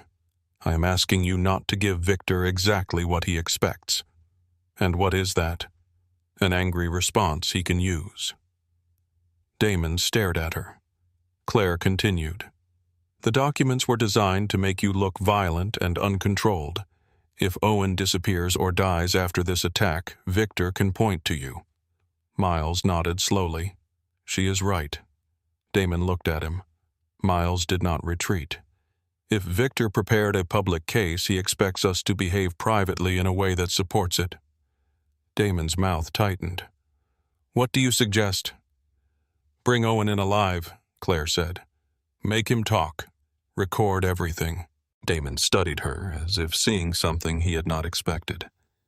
You are becoming comfortable in this room. No. I am becoming unwilling to let someone else write the story of my life. Nora stirred against her. Claire lowered her voice. Or hers. They returned to New Orleans before noon. The city looked unchanged. Streetcars moved along St. Charles Avenue. Tourists carried paper cups through the French Quarter. Music drifted from open doors. Claire watched ordinary life through armored glass. Her sense of safety had changed forever.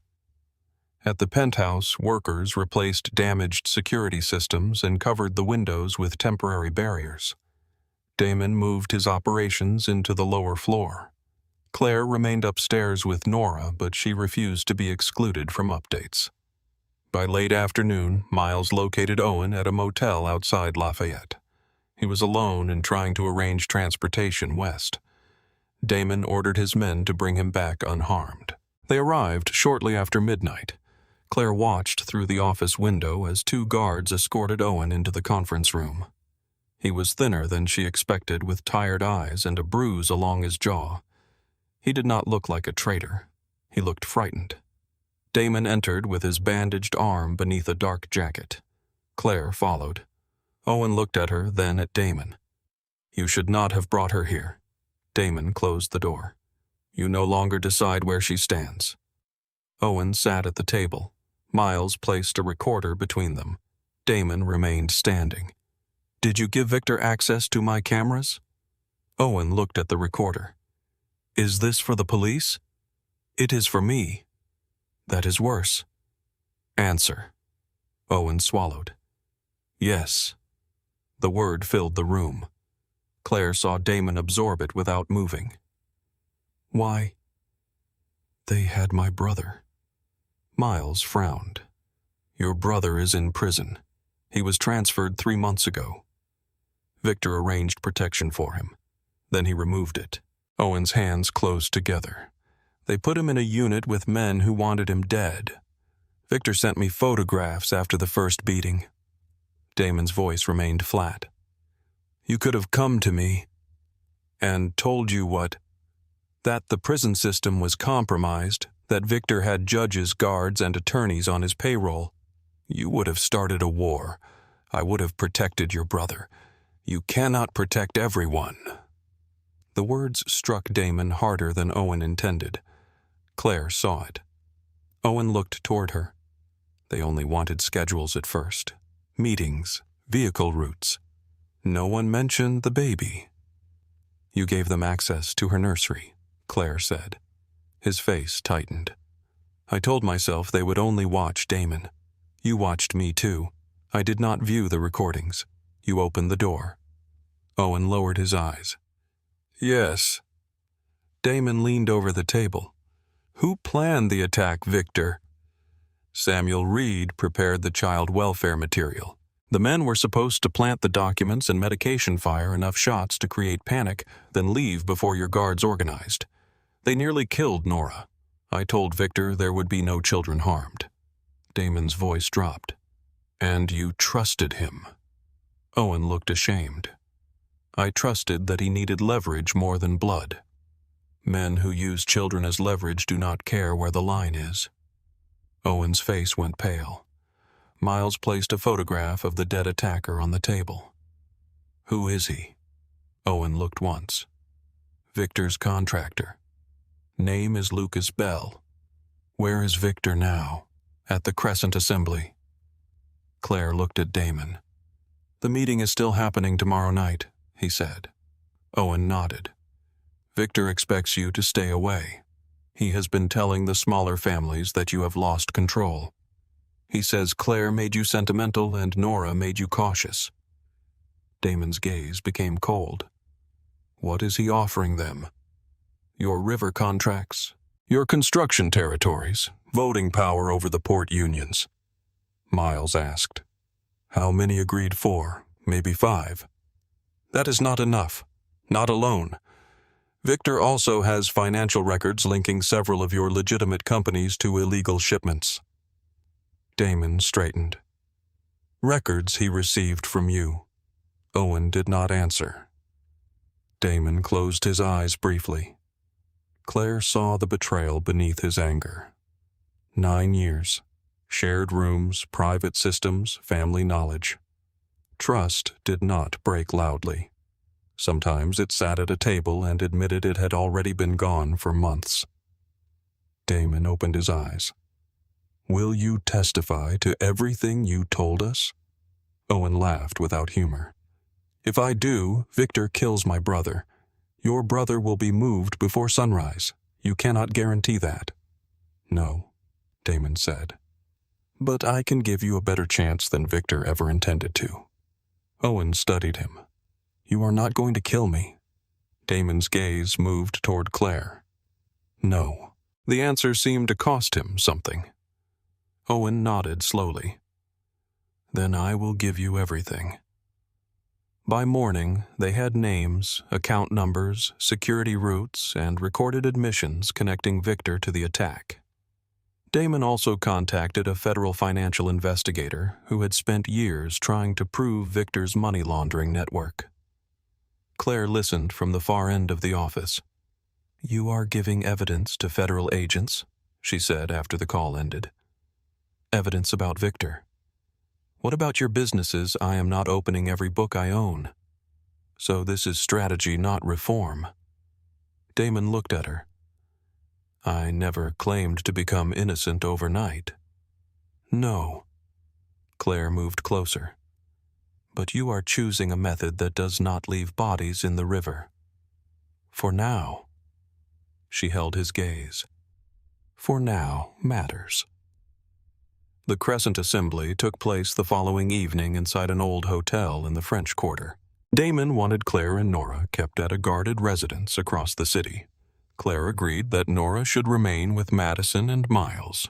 She did not agree to stay behind. Damon stood in the bedroom while Claire fastened a dark green dress.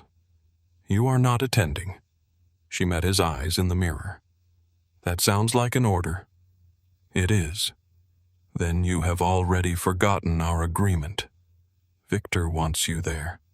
He wants me frightened. He wants to use you." Claire turned. "He already has.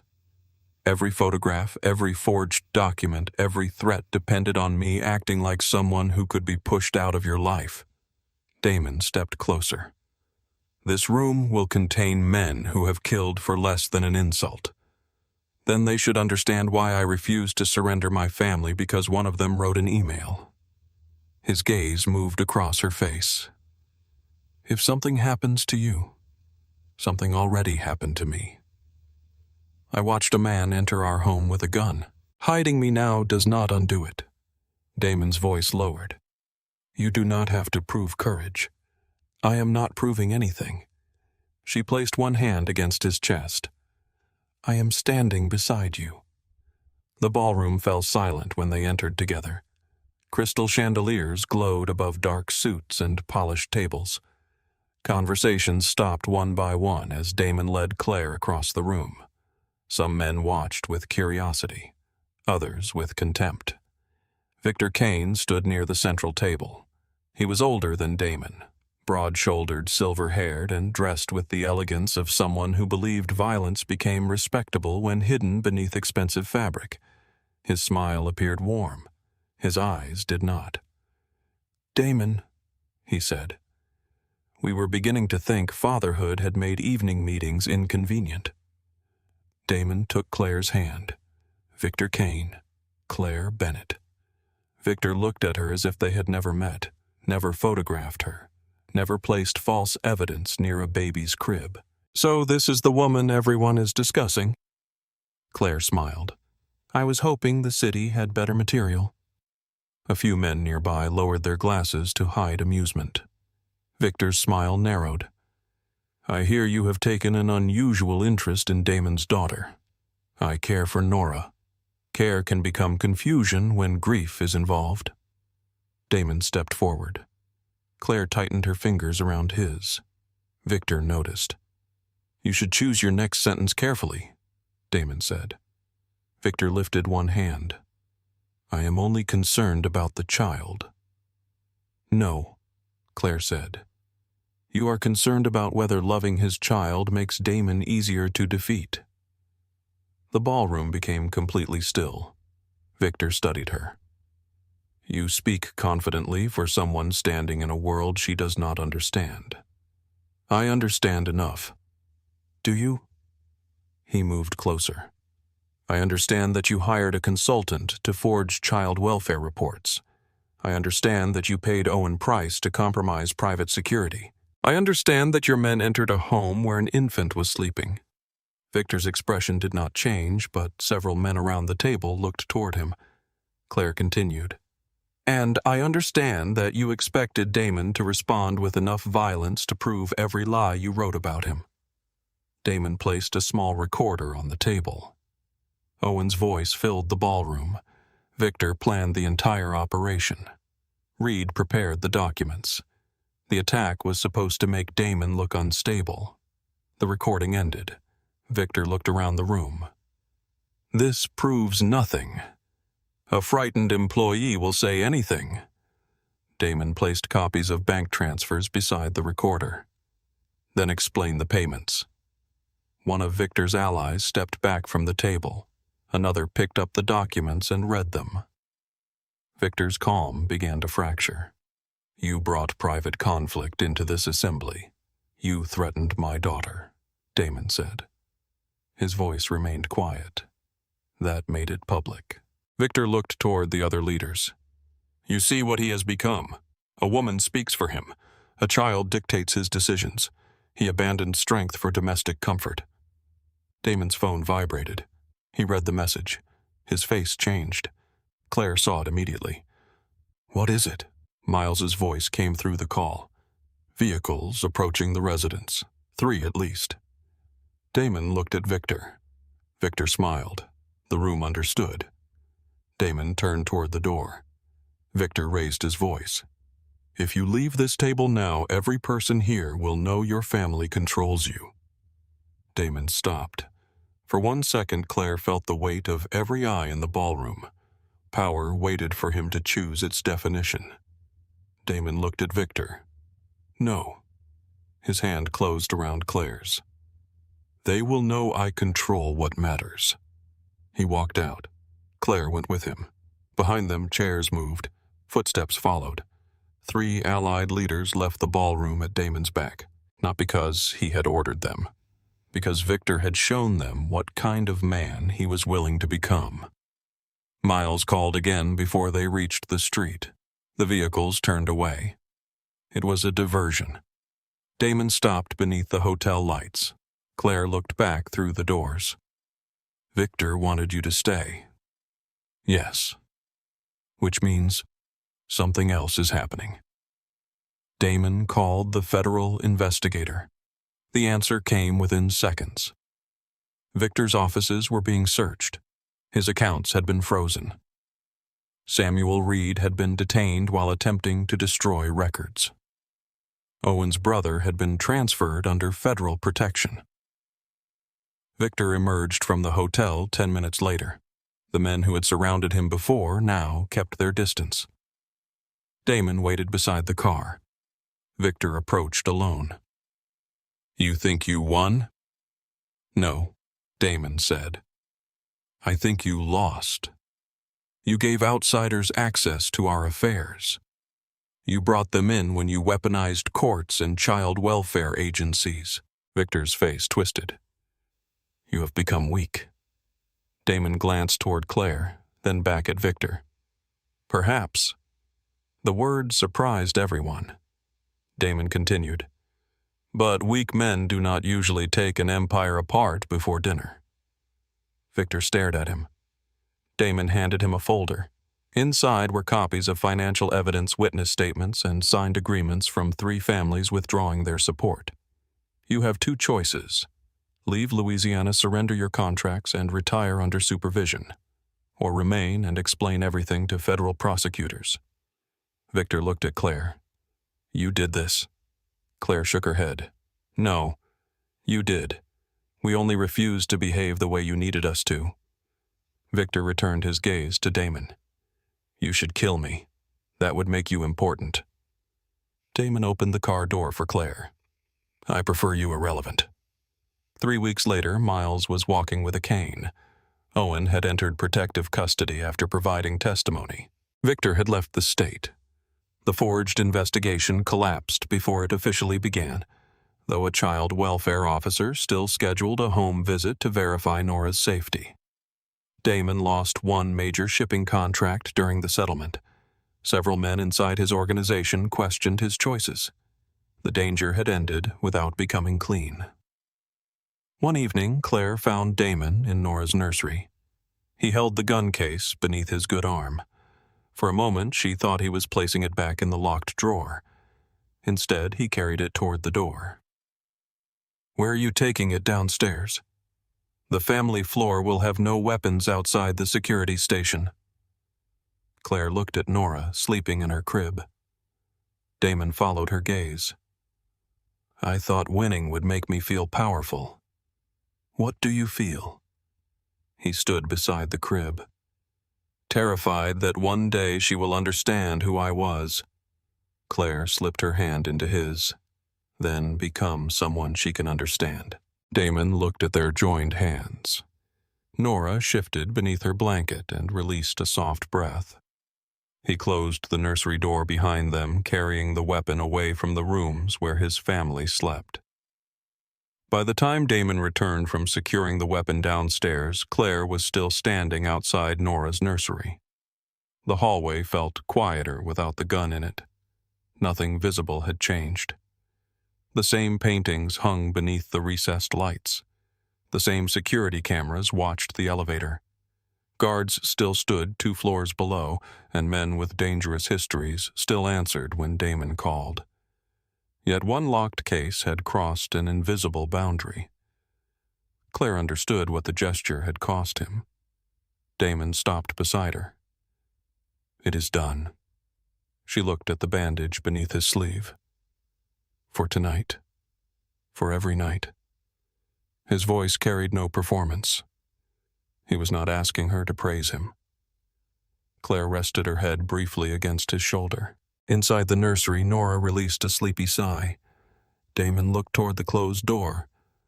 "I keep thinking about the documents they planted." "So do I. They used the truth." Claire lifted her head. "What truth? That I was absent. That you were grieving. That Nora had been struggling. They wrapped those truths in lies. But the truth made the lies believable." Claire studied his face. Damon had always carried guilt like something permanent, something built into his bones. Every failure became proof that he was the man he feared becoming. She placed her palm against his chest. "The investigator is coming Friday. I know. We will answer her questions. I know. You will not threaten her." His mouth tightened. "I know. You will not have Miles investigate her family. I already told him not to." Claire raised an eyebrow. "You considered it." "I consider everyone. That is not reassuring. It was not intended to be." The faintest trace of warmth passed between them. Then Damon reached for her hand. "What if she decides Nora is not safe here? Then we show her the evidence. And if evidence is not enough," Claire knew what he was really asking. What if the system took his daughter? What if the punishment for every choice he had made arrived through a stranger holding official documents? "We deal with what happens," Claire said, "not what fear invents before it happens." Damon looked toward Nora's door again. "I have never been good at waiting for someone else to decide my fate. This is not only your fate." "No." His fingers tightened around hers. "That is why waiting feels impossible." The child welfare investigator arrived Friday morning at 9. Her name was Angela Monroe. She wore a navy suit, low heels, and an expression that revealed nothing when 2 security guards inspected her identification in the lobby. Claire met her at the elevator. Angela's attention moved briefly toward the camera above the doors. "This is more security than most homes I visit." "It is more security than most homes need," Claire replied. "Does the child require protection?" "Yes." "From whom people connected to her father's business conflicts." Angela wrote something in a small notebook. Claire resisted the urge to explain more. The elevator opened into the living area. Damon stood near the windows in a dark suit. Nora sat on the floor beside him, turning the pages of a board book upside down. Damon had wanted to hold her when the investigator arrived. Claire had advised against creating a picture. Just be her father, she had told him. He had looked at her for a long moment. "I am still learning what that means." "Then let her show you." Angela approached. Damon extended his hand. "Ms. Monroe, Mr. Cross." Her handshake was brief. Nora looked up at the unfamiliar voice. Angela crouched several feet away. "Hello, Nora." Nora stared at her, then placed one corner of the book into her mouth. Angela smiled faintly. "I see we are reading." "She prefers the binding," Damon said. Claire heard the nervousness beneath his dry tone. Angela did too. The visit began with the house. Angela inspected the nursery kitchen bathrooms, Claire's office, medical supplies, locks, food storage, and emergency exits. She asked why several doors required security codes. Damon answered before Claire could. "Because men have threatened my daughter." "Are those men still a threat?" "Not in the same way." Angela looked at him. What does that mean? It means the immediate threat has been addressed. Security remains because I will not assume that one victory creates permanent safety. His answer was honest without offering details. Angela wrote another note. In Claire's office, she reviewed the arrangements surrounding Claire's work. You are a licensed child trauma counselor. Yes. Are you treating Nora? No. You created her care routine, with guidance from her pediatrician, feeding specialist, and physical therapist. I serve as a caregiver inside the home. Nora's formal treatment remains with independent professionals. Do you receive payment from Mr. Cross? I was compensated during the original 2-week arrangement. And now Claire looked at Damon. He remained silent. No, she said. I am here as his partner and as part of Nora's family. Angela's eyes moved between them. Are you legally related to Nora? Not at this time. Do you make medical decisions for her? Only in an emergency if Damon is unavailable. Her doctors have documentation allowing me to accompany her and communicate with them. Angela looked at Damon. Why give this authority to someone you knew for only a few weeks? Damon did not glance at Claire before answering. Because she has never made a decision for Nora based on money, fear, or convenience. Angela held his gaze. And you have, yes. The direct admission changed the room. Damon continued. For several months after Nora's mother died, I hired other people to handle responsibilities that belonged to me. I told myself I was providing excellent care. I was avoiding my daughter because looking at her reminded me of my wife's death. Claire felt the old pain inside his words. Angela did not soften. What changed Nora became sick enough that avoidance stopped feeling like protection. And Claire arrived. Yes. Did she replace Nora's mother? No. The answer came with quiet force. Rebecca cannot be replaced. Claire taught me how to speak about her without leaving the room emotionally.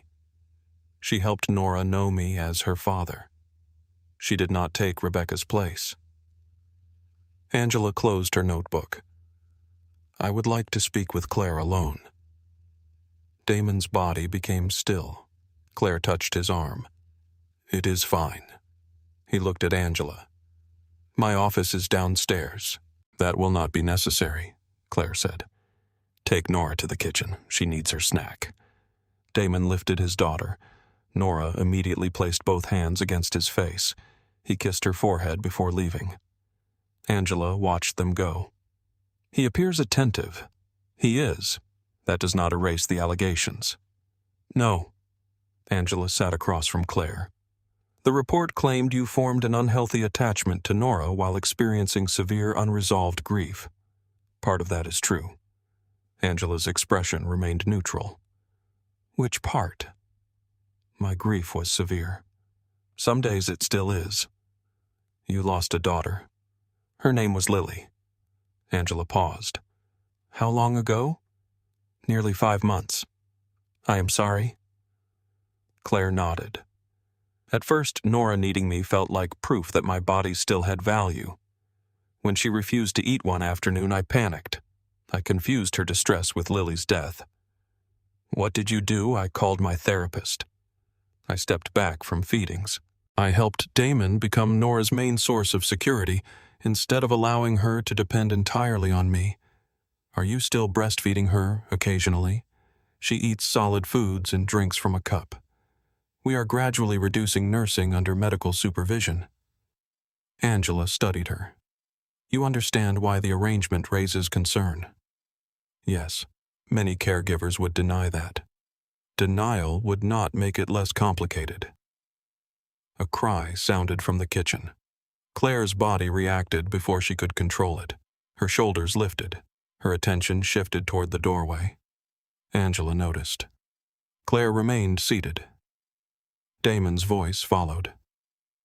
It is only pear little bird. You ate it yesterday. Nora cried again. Claire pressed her hands together. She did not move. A cabinet opened. Water ran. Damon began singing Rebecca's lullaby in a voice that carried no musical skill and no embarrassment. The crying slowly softened. Angela waited. "You did not go to her," she said. "She is with her father." "Was that difficult?" "Yes." "Why stay seated?" "Because Nora needs to know that comfort does not disappear when I am not the person providing it." Angela wrote something else. The home evaluation lasted nearly 3 hours. Before leaving, Angela stood beside the elevator with her notebook closed. "I will review the medical records and contact the specialists. I see no immediate reason to remove Nora from this home." Damon's face did not change. Claire felt his relief through the way his hand found hers. Angela continued. "There are concerns surrounding security and Mr. Cross's business associations." Damon nodded. "I understand. I will conduct a second visit next month. You will be given access." Angela looked at him carefully, without resistance. "Yes." The elevator doors opened. Angela stepped inside. Before they closed, she looked at Claire. Grief does not automatically make someone unsafe. Claire held her gaze. No, but pretending grief is finished can. The doors closed. Damon remained still until the elevator descended. Then he turned to Claire. "She believed us. She observed us. Is there a difference?" "Yes."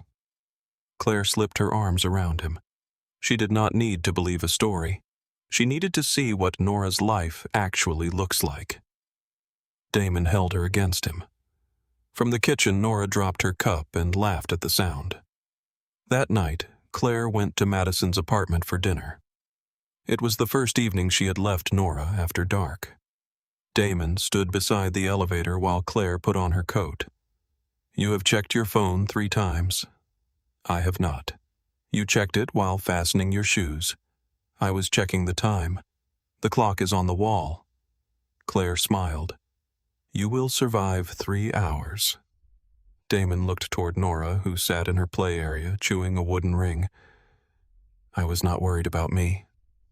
Claire approached Nora and kissed the top of her head. The baby reached up. Claire nearly lifted her. Instead, she let Nora hold 2 of her fingers.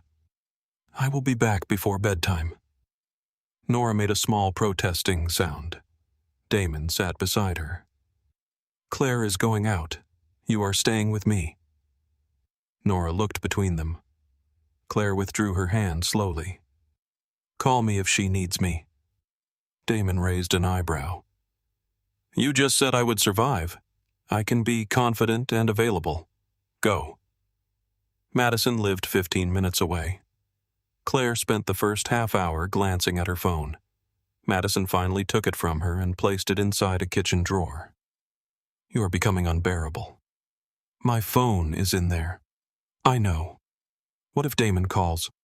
He knows my number. What if Nora gets sick? We live in a city with hospitals." Claire stared at the drawer. Madison poured more wine. "You told me Damon needs to learn how to be her father. He has learned." "Then let him." Claire leaned back in her chair. The apartment felt strangely ordinary. Music played softly from a speaker. Madison's wedding photograph sat on a shelf. Ryan argued with a delivery driver downstairs because the restaurant had forgotten the bread. For months, Claire had believed ordinary life belonged to everyone else. Now she missed Damon's fortified home while sitting inside the kind of life she once considered normal. Madison studied her. "You really love him?" "Yes." "Are you frightened of him?" Claire considered the question. "Sometimes." Madison's expression tightened. "Claire, not because I think he will hurt me." "Then why?" "Because there are parts of him shaped by violence. I see how easily he becomes someone else when danger enters the room. Can you live with that? I can live with truth. I cannot live with pretending those parts do not exist." Madison looked down at her glass, and Lily Claire's chest tightened, but the pain did not pull her under. "I still miss her every day." "Does being with Nora make it easier?" "No. Madison looked surprised. Claire continued. It makes life larger. The grief still takes up the same space.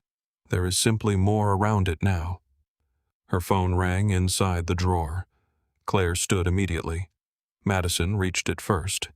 It is Damon. She answered and placed the call on speaker. Is she all right? Damon's voice came through softly. She is asleep. Claire exhaled. What happened? Nothing happened. Then why are you calling? There was a pause. I wanted you to know. I managed. Madison covered her smile with one hand. Claire's eyes warmed. How? She threw the cup at me, refused half her dinner, and pulled my hair during her bath. That sounds right. She cried for you. Claire's throat tightened. What did you do? I told her you always come back. The room became quiet. And then I sang Rebecca's song. She fell asleep. Claire closed her eyes. You did manage. Yes. A note of wonder remained in his voice. Nora had not needed Claire to rescue her. Damon had not needed Claire to rescue him. The realization did not make her less important. It made their love feel chosen. The following Sunday, Damon opened a wooden chest in the storage room. Claire found him sitting on the floor, surrounded by photographs, letters, recipe cards, and small objects wrapped in tissue paper. Nora sat beside him, attempting to eat a ribbon. What is all this? Claire asked. Rebecca. Damon held up a photograph. Rebecca stood on a balcony wearing a white dress, laughing at someone outside the frame. She hated this picture. Why? She said the wind made her hair look enormous. Claire sat beside him. It does. Damon looked offended on Rebecca's behalf. It looked beautiful. Claire smiled. He placed the photograph inside a new wooden box. I want Nora to have these when she is old enough. He showed Claire a stack of letters Rebecca wrote to her during the pregnancy. I found them after the funeral and locked them away. Why? Because reading them felt like hearing a future that had been stolen. Nora dropped the ribbon and reached toward the letters. Damon gave her an empty envelope instead. I do not want her to grow up believing that loving you requires forgetting Rebecca. Claire looked at him. I never wanted that. I know. He touched the side of her face. You made it possible for me to remember Rebecca without disappearing into what I lost. Claire placed her hand over his. There is something I need to do. Damon understood before she explained. They visited Lily's grave 2 days later. The cemetery lay beneath ancient oak trees on the edge of the city. Morning rain had darkened the stone pathways. Water clung to iron fences and flower petals. Claire had not returned since the burial. She stood beside the small marker with a white rose in her hand. Lily Grace Bennett. The dates beneath the name occupied only one line. A whole life reduced to a space smaller than Claire's palm. Damon remained several steps behind with Nora in his arms. He did not approach until Claire looked at him. Come here. He walked forward slowly. Claire knelt and placed the rose against the stone. Her fingers traced Lily's name. This is your sister, she told Nora. The word came naturally. Nora watched the movement of Claire's hand. Claire looked at Damon. She made me a mother before either of you knew me. Damon lowered himself beside her. He carried a small cluster of white gardenias, Rebecca's favorite flowers. He placed them beside the rose. Why those? Claire asked. So neither of them is remembered alone. Claire's face crumpled. Damon shifted Nora to one arm and held Claire with the other. She cried against his shoulder, but the grief felt different from the hospital and the empty apartment. It moved through her instead of closing around her. Nora reached toward the stone. Her small palm rested briefly over Lily's engraved name. Claire covered it with her own. I love you, she whispered. I always did. I always will. The words she had believed she never got to say finally existed somewhere outside her body. On the drive home, Damon kept one hand wrapped around hers. Neither spoke. They did not need silence to hide inside anymore. Over the following months, Damon began changing the structure of his businesses. He sold 2 warehouses used for illegal shipments. He removed men who refused his restrictions against civilian targets. He moved his legitimate construction and hotel companies into independent trusts. He created funds for the families of employees killed under his command. The process was slow. Some allies called it retreat. Others saw an opportunity and tested his borders. Damon did not become harmless. He became deliberate. One evening, Claire found him studying financial reports in the living room, while Nora crawled between the furniture. You closed the river operation, Claire said. Yes. That contract was worth millions. It carried risks I no longer accept. Because of Nora. Damon looked toward his daughter. Because I want her to inherit choices, not enemies. Claire sat beside him. And what do you want for yourself? He closed the folder. More mornings. That is not very ambitious. I have spent my entire life being ambitious. Nora pulled herself upright against the coffee table. Both adults froze. She had been standing with support for several weeks, but this time she released the edge. Her knees shook. Damon lowered himself to the floor on one side of the room. Claire knelt several feet away. Nora looked at Claire. Come here, sweetheart. She lifted one foot, placed it forward, wobbled, then took a second step. Claire held out her hands. Nora stopped. Her head turned toward Damon. He opened his arms. You can do it, little bird. Nora changed direction. One step, then another. She fell forward into Damon's chest.